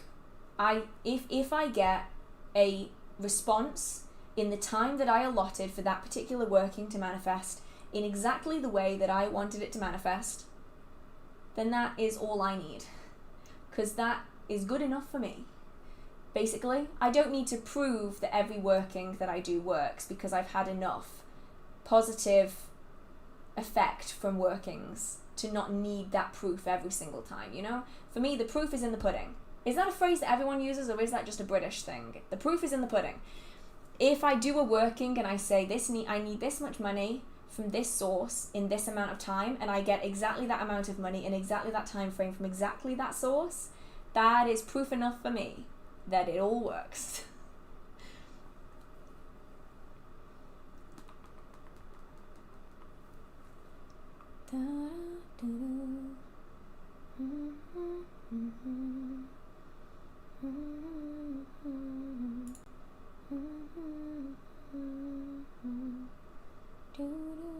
There's a few questions that I have skipped past. All of them will be, do you know anything about insert a tradition or insert a country here? And if I've skipped those, it's because I don't have any book recommendations or anything useful that I can add, because I primarily focus on traditional British witchcraft, or at least folk magic in the British Isles is what I primarily focus on. I don't really study much outside of that, and so anything about like German practices and all of that, and Scandinavian magic and all of that, I don't really have any useful information on. So in those questions, I'd recommend seeing if you could find someone on YouTube or someone on Instagram that focuses on magic from that particular tradition, and seeing if you can find any resources that they can give, because it's going to be way better than what I can offer. What element corresponds with the moon? Usually it's water, because of its association with the tides and the gravitational pull on the water. Usually it's water. Newer subscriber, how do you know which deities you have with you? I know you mentioned you have 3. I do. So I don't know if it's still up. I do have a video on how I found my deities. Is that what it's called? My deities? I'm bad at this. I should remember my own YouTube video names. Anyway, and in that I talk more about it, but I don't know if that video is still up. So essentially, I got called out to by 2 of them by name, as in loads of different situations. I'd hear Bridget, Bridget, Bridget, Bridget, Bridget, and then occasionally I'd hear Ceridwen, Bridget, Bridget, and it would be in everything, you know, things were popping up for me, people were having conversations with me about these deities I'd never heard of before, I was seeing things, I was receiving things, I was everything, like dreams, meditations, and I remember very vividly being in an incense shop. I think it was actually Starchild in Glastonbury. At that point, I had no knowledge on any of these deities. I thought, what on earth are these names coming from? Like, what have I watched that has the names Bridget and Ceridwen in it? I couldn't think of anything. And then I went into this shop, and right there in front of me, next to one another, were 2 incenses, one for Ceridwen and one for Bridget. And I was like, oh, they're deities, that makes sense. And as soon as I made that connection, they stopped. And then I began working with them. With Ceridwen, it was slightly different. I had several experiences that I keep very private, just because that's what he wants me to do, and where I would be sitting and I would see him in scrying, and it was very, very, very surreal. It was really, really weird. Wasn't expecting it in the slightest, so when it happened, it was like, damn, what on earth is going on? And that was maybe 3 or 4 years before I started actually forming a connection, and he just kept coming to me time and time and time again, and he'd often be like standing over my shoulder, and I could see him there and sense him there, and then I started forming that connection. So that's how it worked for me. Obviously, it's going to vary depending on the deities that you're working with and how they reach out to you or not, you know? So that's how it worked for me. And it was very confusing. Very confusing. What are some ways to use black salt? So black salt's commonly used for protection. It's used in a little dish that you would put on a windowsill or some kind of liminal space. So you can put it on the top of a fireplace, you can put it in a fireplace, just don't set fire to it. You can put it on a windowsill, over a door frame, those kind of things. And it's used to absorb negative energy and disrupt any spirits that are entering that space. That then needs to be changed out every month to 3 months so that you can then replenish it with some new salt. You can then use it in banishing workings as well as cleansing and protection workings that you're doing as a whole. Some people, especially if the black salt that they're using contains charcoal, will also use it in cleansing fires at certain times of the year. There really is lots of options. Ultimately, it depends on what you've made it out of, because different people have different recipes.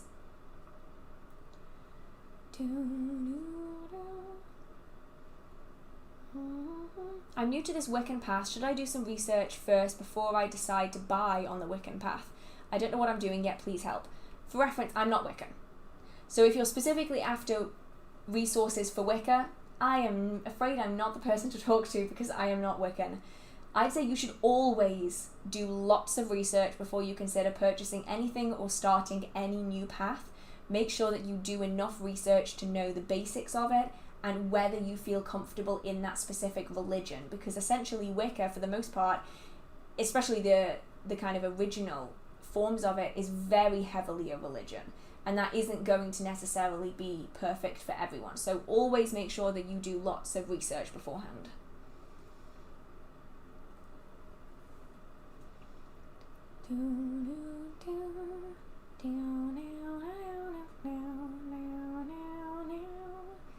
What? How did that come into my head? I honestly don't know. This isn't even the type of music that I listen to. It just like is like a cassette player in my head, and it's just like seemingly random.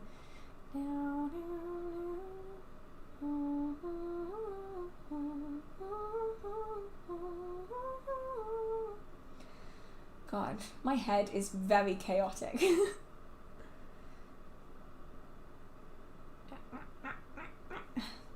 Itchy, itchy.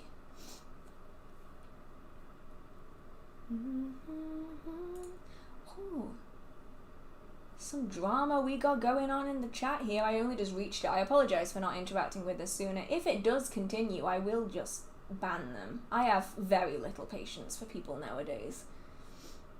I'm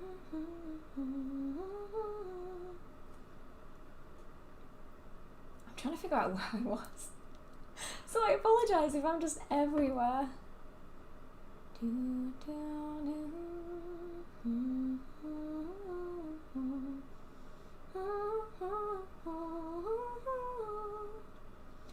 While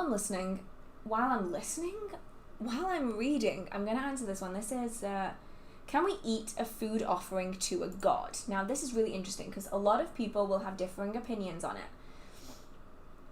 To me, I'd say it's going to entirely depend on your agreement with that spirit. And also, it's important to remember how some spirits and deities will take an offering. So, you leave an offering of food out on an altar. And you'll often leave it there for a day, a few days, often overnight.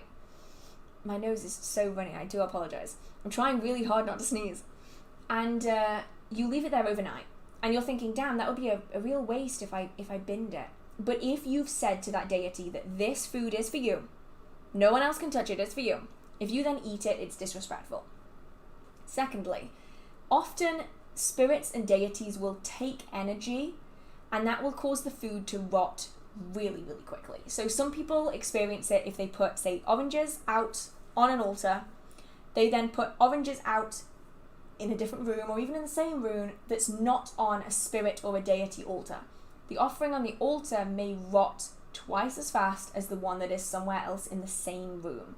So, wow, my voice broke. It's really important to be careful because you don't want to be eating something that's been out for a long time, especially in the heat, especially if you've got pets. You also are not going to want to eat something that's already started going bad if it does go bad quicker on a particular spirit or altar. Phil! Bad Phil!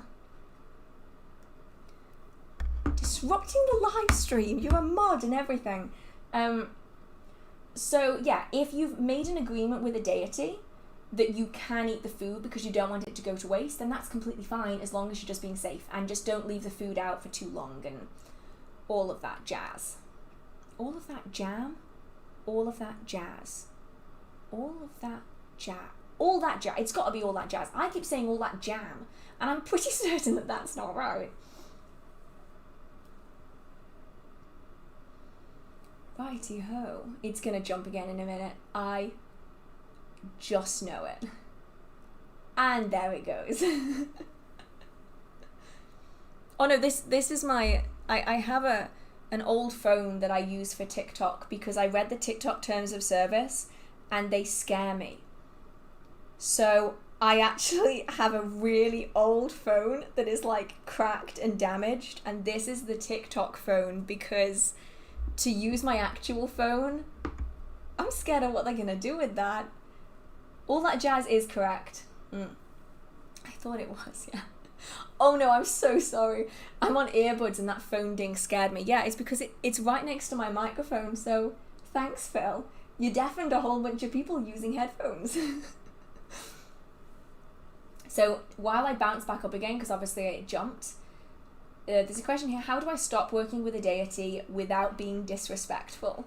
So working with deities and spirits both can be pretty difficult to get out of.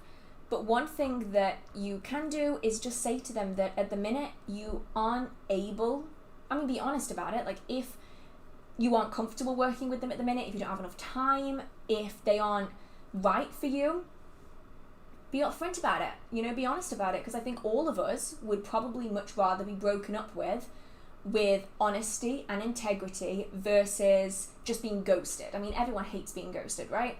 Same applies to deities and spirits. Ironic, really, ghosting a spirit.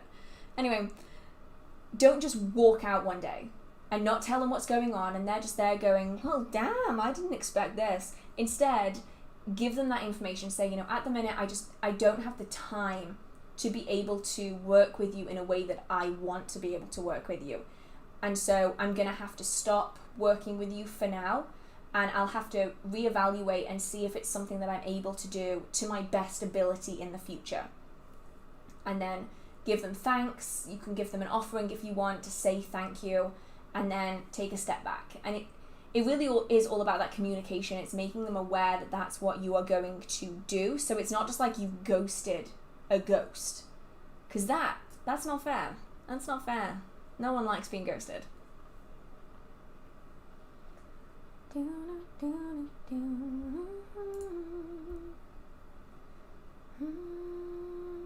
How do I know which witch shops to buy from? I've heard everything.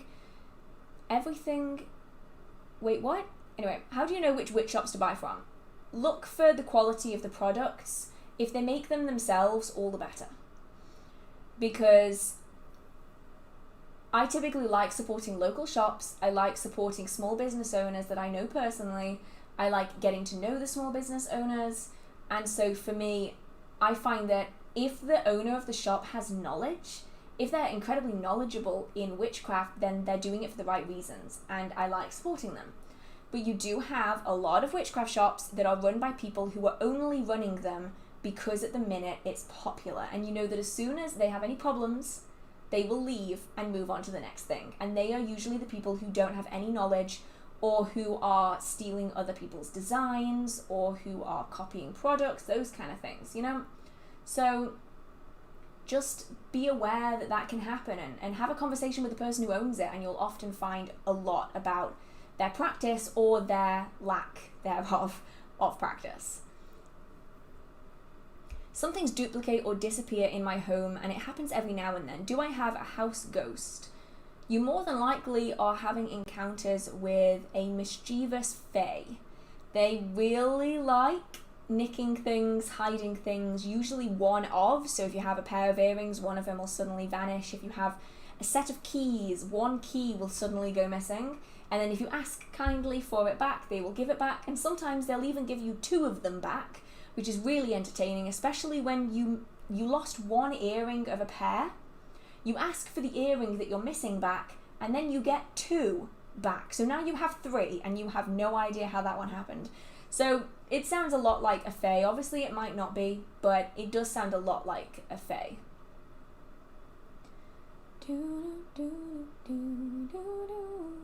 How to make dragon's blood ink. I have made I haven't made dragon's blood ink. I made it with someone else. How on earth is it done? I forget. I'm gonna have to look that up if I'm going to talk about it. It's a resin that you use as a binding agent. Dragon's blood, obviously, otherwise it wouldn't be dragon's blood ink. And then a suspension of alcohol, I think. So I think it's alcohol, dragon's blood ink, like ethanol, dragon's blood ink, and a binding agent that's a resin that I forget the name of. So I've made it before with someone else, but I cannot for the life of me remember how to make it. I'm really sorry, but hopefully you can find out online how it's made. One thing I will say though is do not spill it under any circumstances. I didn't spill it. It was spilled on carpet. It doesn't come off. Ever. So if you spill dragon's blood ink on anything at all, you will never get it off. It will just stay there forever. And ever, and ever, and ever. And you will never be able to get rid of it.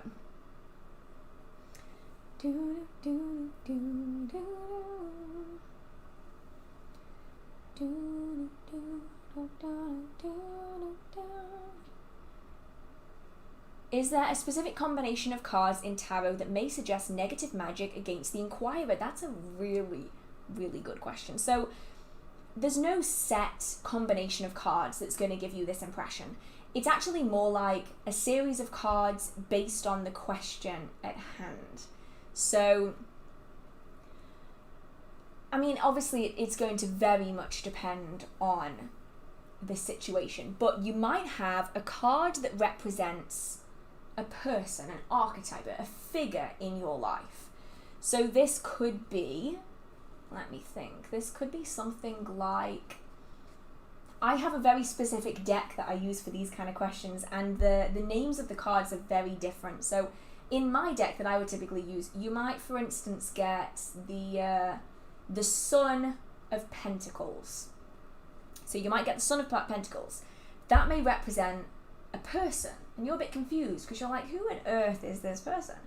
And then you might get, say, the Ace of Pentacles, and you might get something like the Tower. I'm trying really quickly off the top of my head to get a layout spread out here. So if you think that you are being impacted negatively by someone, and they're negatively impacting your finances, like I spoke about earlier, that to me would seem really dodgy. So you have a person card. This card represents a person, the Son of Pentacles. Possibly in this instance, say a competitor or someone who is after what you have financially. And then you would say have the Ace of Wands inverted, and then you have the Tower.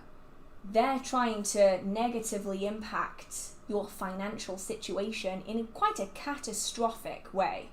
And so that layout, those three cards isn't going to apply to every single time something negative is happening by someone else, but it applies to that specific question that you have and that specific situation. So in that regard, I'd be like, oh, yeah, I might need to do something about that. But sometimes you might get an answer that is simply that you done fucked yourself over. And with that, you kind of have to accept that answer and not keep digging, because some people are really inclined to keep digging until they find someone to blame. Sometimes what there is to blame is something in your own life. And when you do that reading, and if it turns out that it is something in your life, you really need to work towards improving that or resolving it in some way.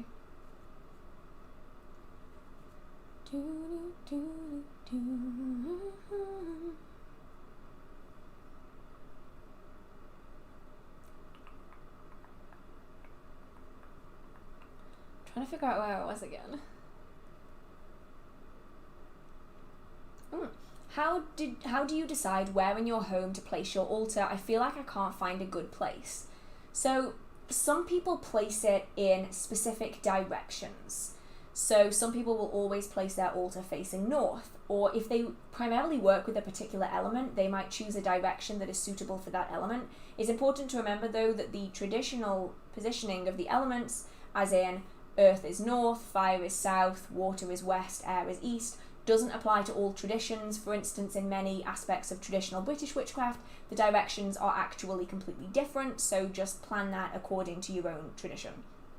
So some people will have an altar facing a particular direction, or facing a particular elemental direction, depending on their tradition. Other people will simply find spaces that feel suitable. So for me, when I first walked into this house, you can't see it where you are, but any of you who were here from the very start will have seen my Bridget altar, which is just over there.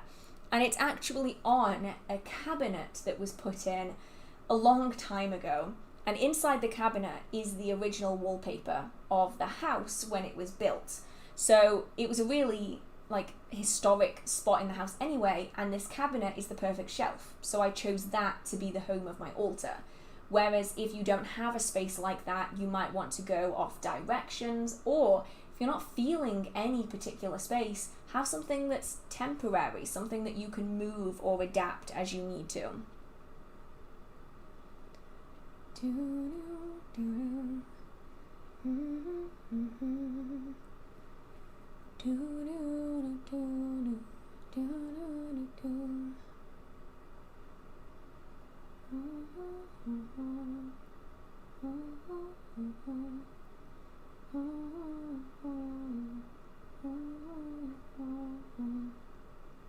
I mean, that's not entirely true either. Angels will bat you around if you disrespect them. Sorry, I'm reading things and I'm not reading them out loud. I've got to that point in the night where my brain is running faster than my mouth is, which is honestly kind of shocking because I can talk for England.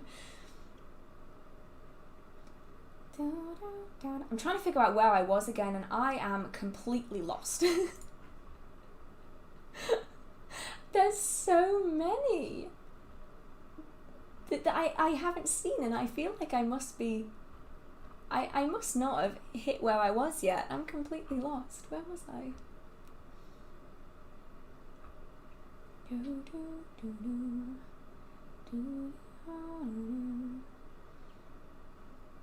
Z, feel free to ask as many questions as you like. I never know how to say that because Americans say Z. We say Z. Like the letter Z at the end of the alphabet is Z, not Z.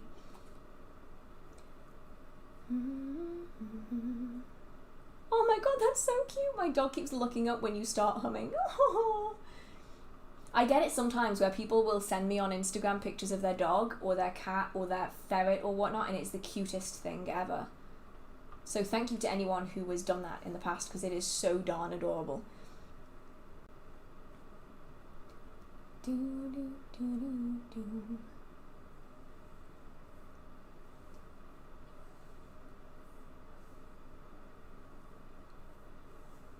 I'm trying to... Where on earth am I?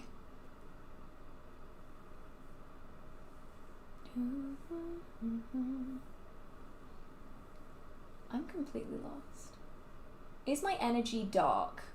I mean, maybe. Or maybe not. Unfortunately, I can't tell over a chat system on YouTube, I'm afraid. But generally, I wouldn't be too concerned about it. Energy is energy. It's about what you do with it and the intention of what you're doing with it. That's the most important thing.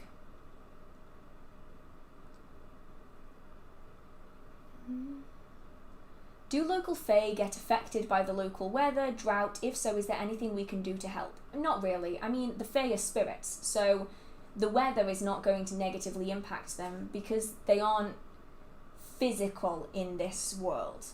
So, a bit like how ghosts aren't impacted by the rain.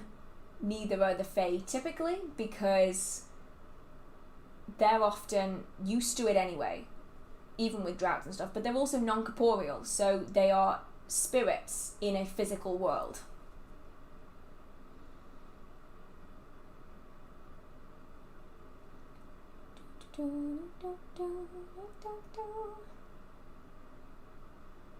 Ooh, do you have any tips for dealing with the guilt of thinking maybe I don't want to work with deities anymore? I think it's left over from my Christian childhood. I don't waste time on guilt is probably the best thing that I can say, is that if you are consumed by guilt, you are missing out on so many other things. And ultimately, being guilty or feeling that guilt isn't going to change that. Maybe deities simply aren't for you, and that's okay, and you don't need to feel guilty about something that is a personal preference. Some people love working with deities, some people really don't, and some people find deities later on, or they stop using deities later on. I mean, I think I've been practicing for 8 years. Wait, really?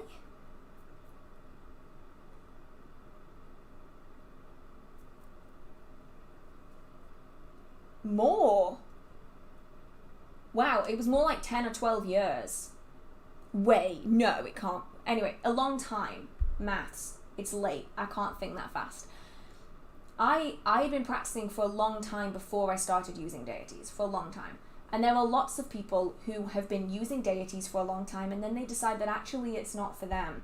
And the best thing you can do is just take that change for what it is. It's an evolution of yourself. You don't need to feel guilty for progressing as a person. It's something that you don't want to work with deities, and that's fine. Your practice will be just as valid without working with deities as it would have been with it. It's not a bad choice, it's just a different choice to someone else. And you shouldn't let the guilt eat you up, because then you're missing out on so many of the joyous things that come with not practicing with deities. You know, there's so many amazing things if you don't want to work with them.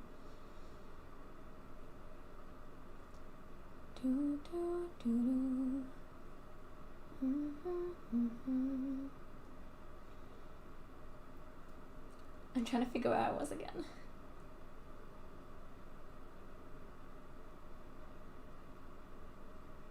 Ooh, what would be the best way to protect yourself if you're going into a hospital atmosphere or having an exam done? If you can, I would practice doing some shielding. Now, obviously it's going to depend on what is being done, and you do not need to tell me that. You can keep that entirely to yourself.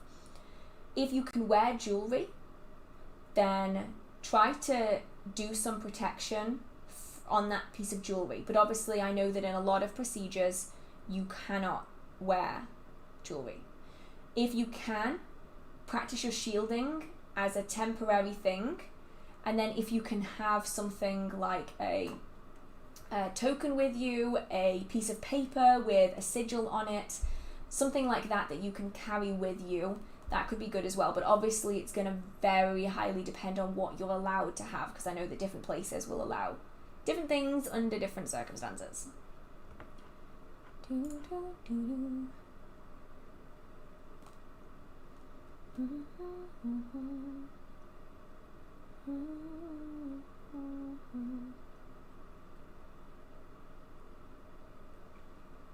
Oh, it jumped.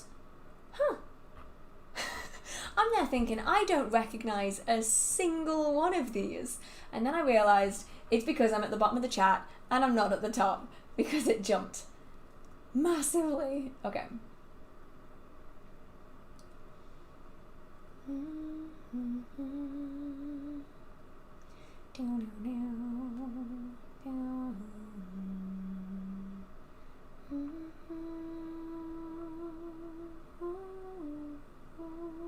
Great, now I've got Les Mis in my head. How to end the stream right with one of the most miserable musicals ever. Oh dear, but the songs, damn, the songs are catchy.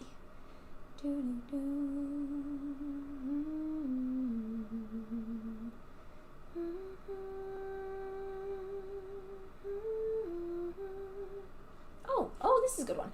I tried 2 or 3 manifestation rituals and I used runes and I tried asking deities for it. Then I read I shouldn't do that. Is that true? And if so, what should I do? I'm confused. What was it that you read that you shouldn't do? Ask deities for it? You can ask deities to assist you. The one thing that they advise against is demanding a result or not giving them something in return or not being respectful about it. It's the difference between walking up to a stranger on the street and demanding them that they do something for you versus walking up to your best friend and saying, hey, would you mind being able to do this for me? I can help you with that. One of these things is more likely to be agreed to than the other. And so oftentimes it's about the respect, it's about offering something in return. Sometimes that's energy, time, and also building that connection with them first. So that might have been what they were referring to. I've never heard that pronunciation of mischievous. Mischievous. How do other people say mischievous? Mischievous. Mischievous. It's like the one thing I get comments on in terms of how I say things more often than not is for the word year. Because I think, there's some people who pronounce it like year. Year. That hurts my throat. Year. It's just one of those weird things. I've never questioned how I speak so much until I came onto YouTube, and now I question everything that I say under every circumstance ever. Everything I say is wrong to someone. So it's just very strange.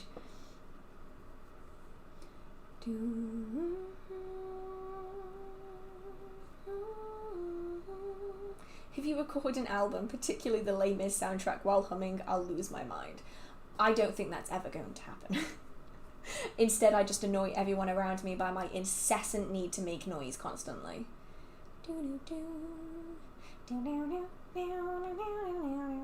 I had all that jazz. Someone just mentioned all that jazz. I've had all that jazz in my head for like a full week. Oh, recently I saw people naming their tarot and oracle cards and personify the cards. What's your opinion about this? Some people do it as a way to better connect with them. A lot of people find it easier to connect with a person rather than an object. So they'll give them a person, a human name and all that kind of stuff. And I don't think there's anything wrong with it. I think it's perfectly fine. It's just important to differentiate a deck that contains the spirit of a person and cards that you're simply personifying. And I find that there's several people that I've seen, primarily on TikTok. Sorry, TikTok. I actually don't hate TikTok as much as I used to. It still scares me, but there's still some things in there that I'm like, damn. No. There's some people who confuse a spirit attachment on a deck with just naming a deck and personifying it, and they are different. So I think that's the only thing you need to take into consideration, is just that there is a difference between the two, but it can be incredibly useful for connecting with the energy of the cards and finding a deeper way of connecting and bringing them into your life, because some people really do struggle with connecting with an object in the way that you would a person, because you really have to get personal with your cards. You can't stay impersonal and informal with them. You get nitty gritty, down in the dirty with them. And so that's probably easier for some people if they are personified versus them just being an object. Perspective on personal gain or seek to do no harm, seek no personal gain. I don't follow it. It's mainly come out of the New Age spirituality that started in the 1980s and progressed into now. Well, no, it kind of started in the 1970s, but anyway, it became popular in the 1990s with Wicca, and it's fine. Like, if you want to follow that, then there's absolutely nothing wrong with following that. It's a personal choice to follow that. What I don't like is when practitioners will force that on people who follow a different tradition, a different belief, possibly something considerably older, and then make out that they're all high and mighty and all that kind of stuff. So for me, it's all about respect. Respecting other people's opinions and respecting other people's ability to make a different decision. That's the big thing for me. So like, if people feel more comfortable with the seek to do no harm, do not have personal gain, don't do workings for yourself, you know, those kind of standpoints, then I'm completely fine with them as long as they don't try and force that on everyone else. You know, that's the only problem I have with them. I want to bury a piece of paper as part of a spell. How should I dig the hole? Like, should I use my hands or does it really matter? I mean, it doesn't really matter. I'd probably just dig it with my hands just because I honestly don't have the patience to be rooting around trying to find a trowel. But you can use a trowel if that's something that you want to. I would just use my hands though, especially if the soil is quite soft.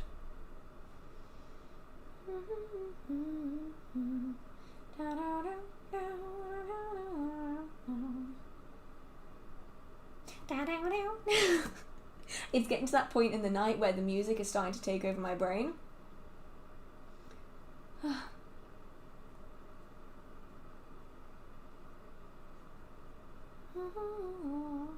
And the sad thing is I only know that bit of the song. That's all I know.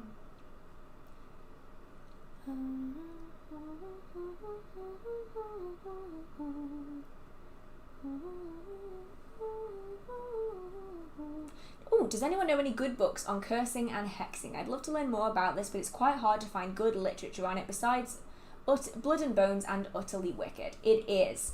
And so I actually really need to find more resources on this. So I'm going to go digging this quarter and I'm going to see if I can find some good books on this subject, because it's really difficult, especially with large corporations selling these books. They only want books that are very tasteful, which is why I like the kind of more niche publishing houses, because they often have books that larger publishers, more mainstream publishers, don't want to touch with a barge pole. So I'm going to have a look out in the next quarter so that I can figure out what good books there are on that subject. Right, anyway, I'm going to scroll back up again now because it bounced. It bounced. Are gods just super god forms? Servitors.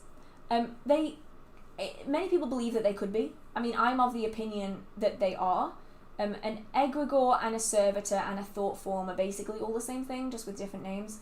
But if it's a god, they're often called god forms because they are essentially created by the constant and large-scale belief that they exist, and energy is put into them by thousands, often tens, hundreds, millions of different people. So I personally follow that opinion, but it is not a fact. We have no idea.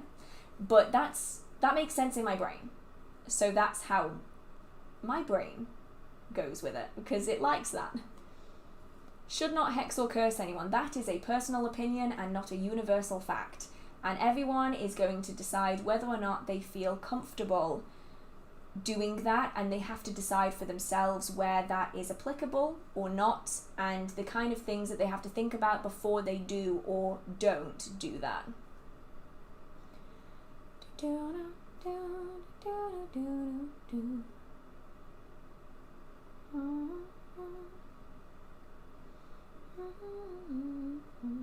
How would you explain witchcraft to someone who has no idea about it? Oh, this is interesting. So, witchcraft is a practice that connects people to nature and to the energies around them.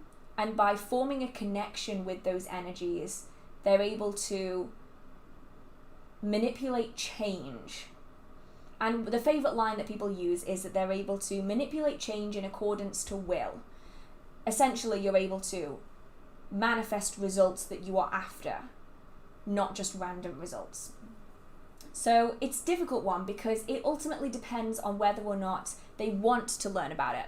If they don't want to learn about it, there's no point in wasting your breath. But if they do want to learn about it, then they're being open about it. You know, it's a craft that's been around for thousands of years. It's found in magical practices, found in different forms all around the world, and it's utilizing energy or spirits or elements, depending on the tradition that you follow, obviously, in order to manifest change hiccups at the same time, in order to manifest change in the physical and the spiritual world based on what it is that you want to achieve. And it takes time and it takes dedication. And that's usually the thing that confuses a lot of people, because a lot of people think that witchcraft is instantaneous. And it's often the time and patience that people often go, wait, what? Wait, what at? Because that's often, especially if you are basing your knowledge off fantasy, that's often not something that you hear of.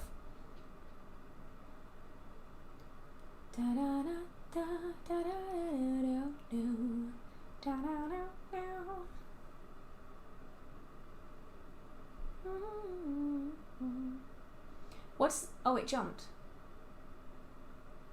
God damn it. Can I practice the pagan holidays without being pagan or Wiccan? Yeah, because, I mean, for one thing, that the holidays aren't even, I mean, they are pagan, but it's complicated. So Wicca essentially took a collection of pre-existing festivals, usually related to harvest cycles and the changing of the seasons, from different traditions, often Germanic and Celtic, and then just smushed them together into what we know today as the Wheel of the Year. But local peoples in particularly Western Europe, Northern Europe, and the British Isles and Celtic regions were following similar festivals, often pre-existing festivals. These are kind of the new rejuvenated version of them. They were following them anyway because they were based off the seasons of the year and the things that were important, such as growing crops, planting crops, harvesting crops, getting through the darkest part of the year. And so you can follow the festivals even if you aren't pagan or Wiccan, because they're often their primary goal was to relate to the seasons and the agricultural year. And so people, even during Christian times, were still following the harvest festivals and the planting festivals because they made sense to the landscape. The thing that people often have difficulty with is trying to follow harvest cyclical festivals that are based primarily in Western Europe and trying to celebrate them in different areas that maybe don't have the seasons. That's when it becomes a little bit trickier to follow them, because the basis of them was to follow the cycles of the year, but not everywhere around the world has the same cycles in the same order, and that's when it can get a little bit tricky, because you have to kind of rejig the wheel to get it to fit different areas, which is why in the Southern Hemisphere you essentially speed it up by 6 months. So it's when it's Samhain in the Northern Hemisphere, it's Beltane in the Southern Hemisphere.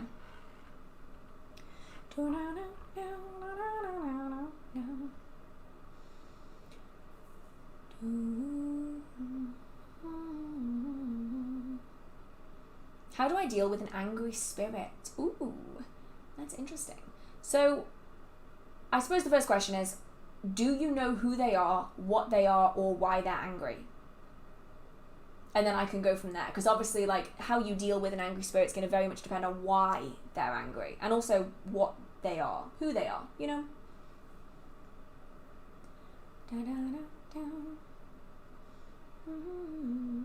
I mean, it is all doom and gloom.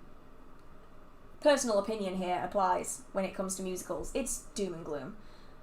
I can't. I sat through it all the way in the theatre, and it was great. It was really great, but damn, it was sad. How should you dispose of a petition paper? That's really all going to depend on what the petition was for and what the intention was. So if it was for something that you want to remove, then you might want to wash it away if it's safe to do so. You might want to dissolve it and then return it to the earth. So you dissolve it in a cup of water so it goes all like mushy, like paste, and then you return it to the earth so it can break down. If you want to manifest something, you can set fire to it. You can tear it into shreds if it's something that you really hate and you want to get rid of it. Like, there's lots of different things that you can do. Just get creative with it based on your intention.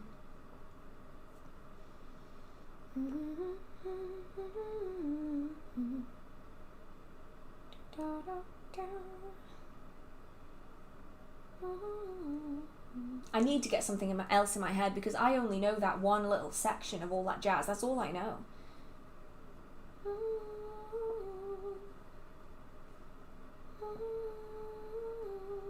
What even is that? I don't even, I'm losing it with this audio track in my brain.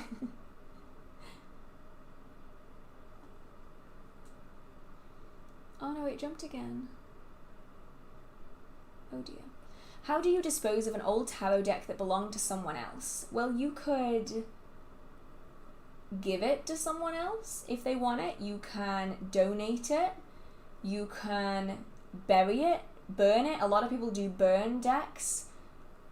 I suppose ultimately it depends on what you have available to you. There's lots of people who would love to have a deck, and so donating it could be a good option. I think it was the song from Frozen 2. I've not even seen Frozen 2. How did that get in my head? It must be all the adverts. Oh no, it wasn't. It's I was watching a video last night about this guy who was taking a tour around London during Christmas time to see the Christmas lights, and it was when Frozen 2 was on the theatre in London, and it was playing outside the theatre, and now I've got it in my head. I can't remember names to save my life, but sure, I can remember a tiny section of a song I've not heard all the way through.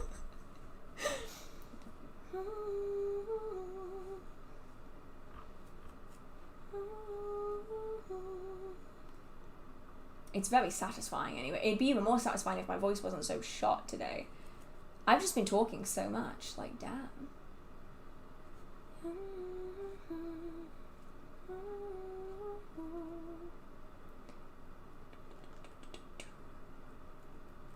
Question: any tips on how to make a home guardian or how to make them stronger? Should I use regular clay, paper clay, or does it really matter? A home guardian as in what? Are we talking like a servitor? Are we talking a spirit that exists outside of yourself that you've given a vessel? Because obviously different people refer to home guardians as different things, so I just kind of want to clarify. If we're talking like a servitor, making them stronger is less about what they're made of and more about the fuel that they're given. So if you want to make a servitor stronger, you feed it more, and you give it more attention, and you focus on it way more, because the more attention you give, the more energy that you give, the more whatever it's feeding off, whatever you've chosen to select as your food of choice to energize, the more you feed it, the stronger it will become. The more you pay attention to it, the stronger it will become. And so if you forget a servitor, it will often either peter out, or it will go rogue and start looking for food from other sources, and then you've got a bit of a rogue servitor that you're going to need to deal with. So food is really, really important. And if you can give it a constant supply of food as well, then even better. Something like connecting it to the lunar cycles, or connecting it to the solar cycles even, charging itself during the day to protect during the night, that's a really great way of making them powerful, or just give them lots of energy. Lots and lots of energy.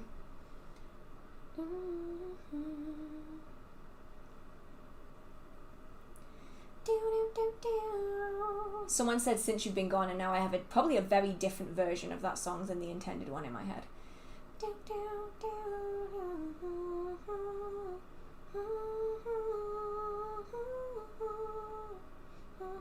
Oh, someone started talking about the Vampire Diaries, and I'm all here for it. How do you communicate with tree spirits? What are your tips for communicating or working with tree spirits? I can't remember if I already commented this or not, so sorry if it's a repeat. It's not.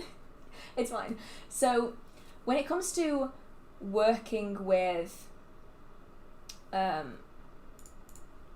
servitors? Why did I say servitors? When it comes to working with tree spirits, it's all about making that connection.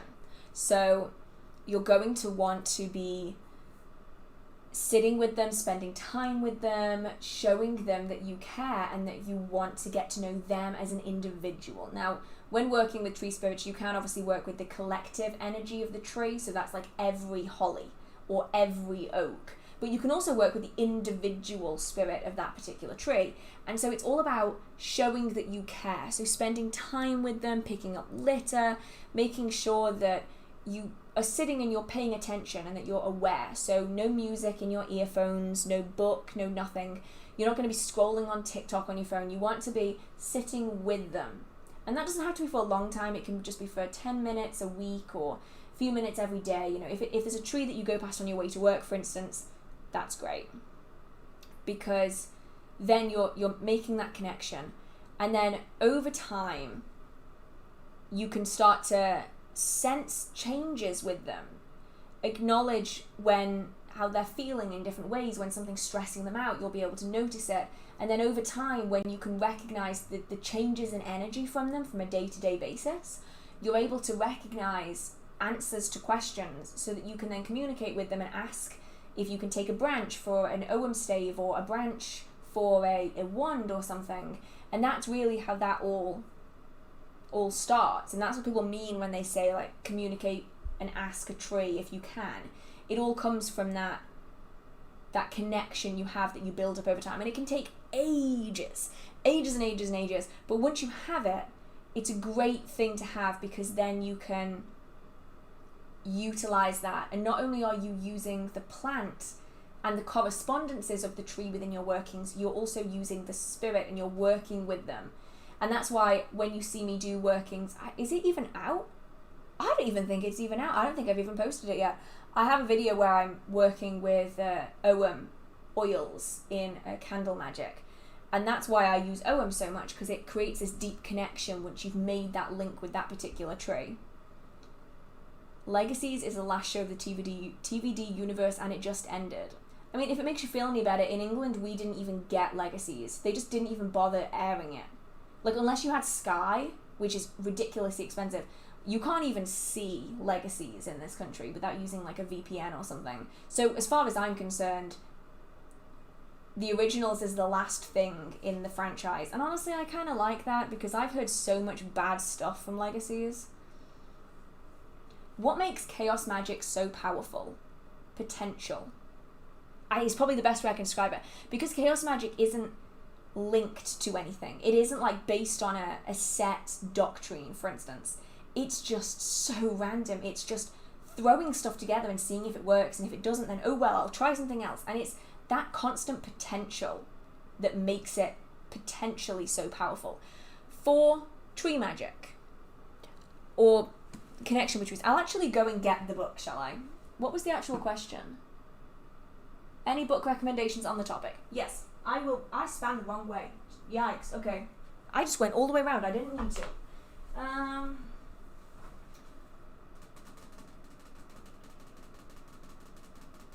Where is it?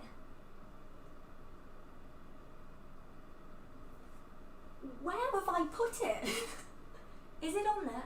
I've lost it. It's called Tree Magic. Where is it? I can't find it. I apologise, I can't find it. It's called Tree Magic.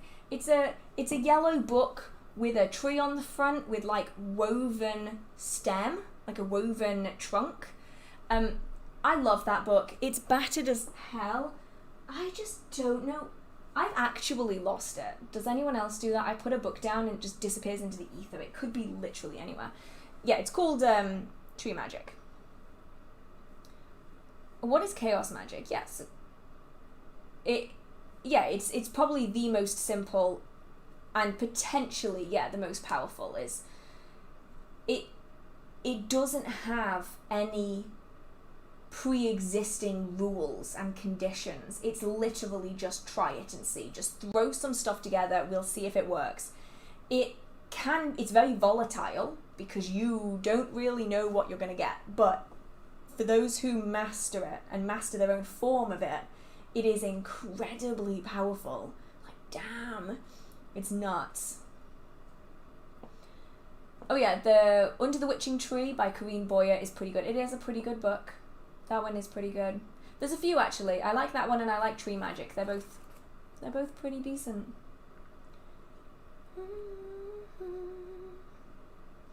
Any suggestions for storing energy or prepping parts of spells ahead of time? I have ups and downs in health and don't often have the stamina to do a full working in one go. Oh, I get that, don't worry.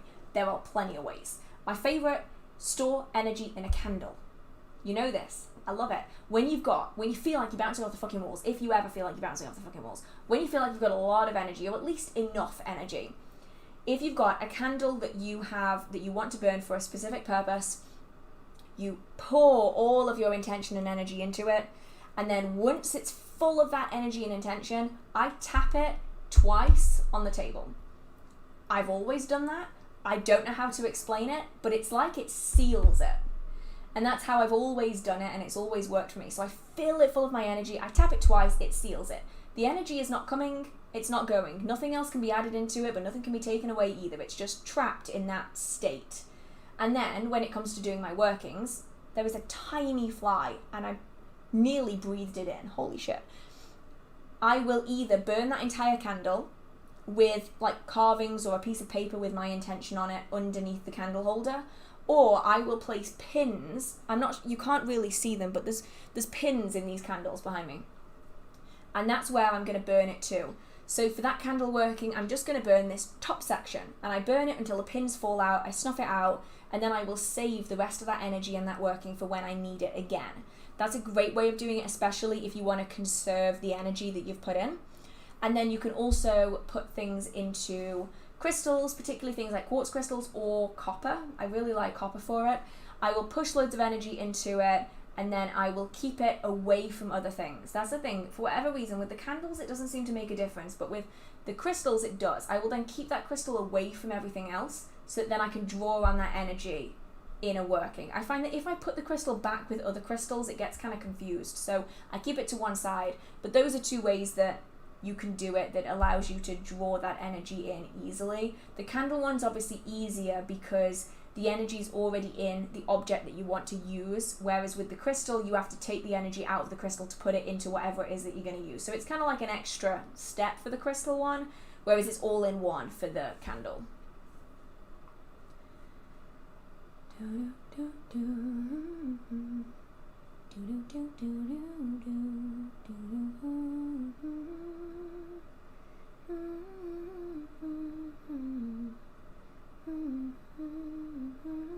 Oh wow, now we're on to High School Musical. Damn.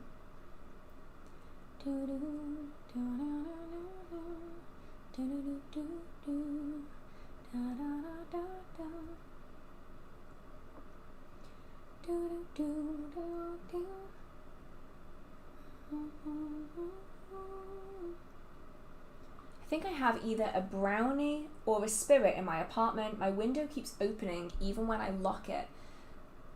My apartment was built during World War II for civilians to work the factories for the war. Oh, that's really interesting. I've never known of brownies doing that. Like moving stuff inside I know of, but opening windows, that is an interesting new one.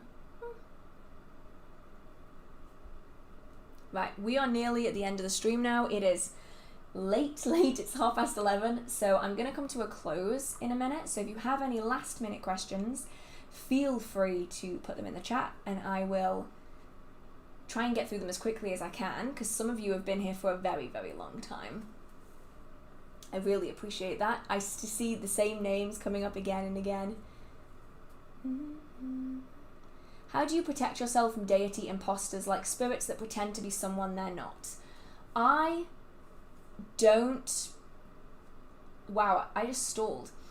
I typically don't allow spirits into my space unless they need to be here to give a message. I've had that a few times. Or they are coming in with positive intentions. Those are typically the rules that I set for my protection shields and wards. So basically, anything that's in is here for a positive reason or to give me a message. So I don't so much have spirits pretending to be deities. And also, I'm all filled out on deities. Like, I've already got 3. That's enough for me. Any more than that, and I'm going to be struggling to juggle everything. So it's one of them where I think it would happen more often if I permitted spirits just to wander through the space. But because I don't typically experience it. One of my favourite songs is Bop to the Top. Oh, I know someone whose favourite song is also Bop to the Top, and they drive me insane by singing it all the time. If it's not Bop to the Top, it's 5, 6, 7, 8 by Steps, whatever that song is. That one, So annoying. Thank you so much, Elizabeth, and thank you so much, Mark. I really appreciate it. Oh my gosh, Shane, you're still here. That is dedication right there. Oh my goodness. Thank you so much for everyone's support. Like, holy shit. Yeah, for once I'm not talking about you, because for you it's usually, what's that movie called that you kept going on about? Is it Tick Tick Boom? That the songs in that? You were obsessed with that for a while. Yeah, Tick Tick Boom, got it. Unfortunately, I do not work with goetic demons. So unfortunately, I can't answer that, I'm afraid. But hopefully you can find an answer somewhere else. For a while you still am. Why does that not surprise me at all? So thank you so much, everyone, for being here. It has been an amazing stream. I hope that you all enjoyed it. These streams will be up afterwards so that you can check back in and you can listen through them again. You can listen in 2x speed so that you can get through the chat and me talking way faster if that's what you want to do. So they're all available, and if you do want to send me any questions or ask any questions to the community as a whole, you can send me a message on Instagram. I cannot guarantee that I will 100% get back to you, but I will try my best to get back to as many people as I can. And you can also go onto the Discord server if you have 2-factor authentication on your account. If you don't have that, the link won't work. But on there you can chat with a whole bunch of people all about witchcraft and ask you questions. So you can have fun with that while I'm not here. Okay. Thank you so much for everyone who has supported the stream tonight and supported the channel. It really helps to keep it afloat and keep me doing this because equipment is expensive. So thank you so much. Thank you so much everyone who's cooperated as though it's some kind of dangerous activity. Thank you so much for everyone who has participated, was what I was after in the stream. Write a book, woman. I'm trying and failing miserably.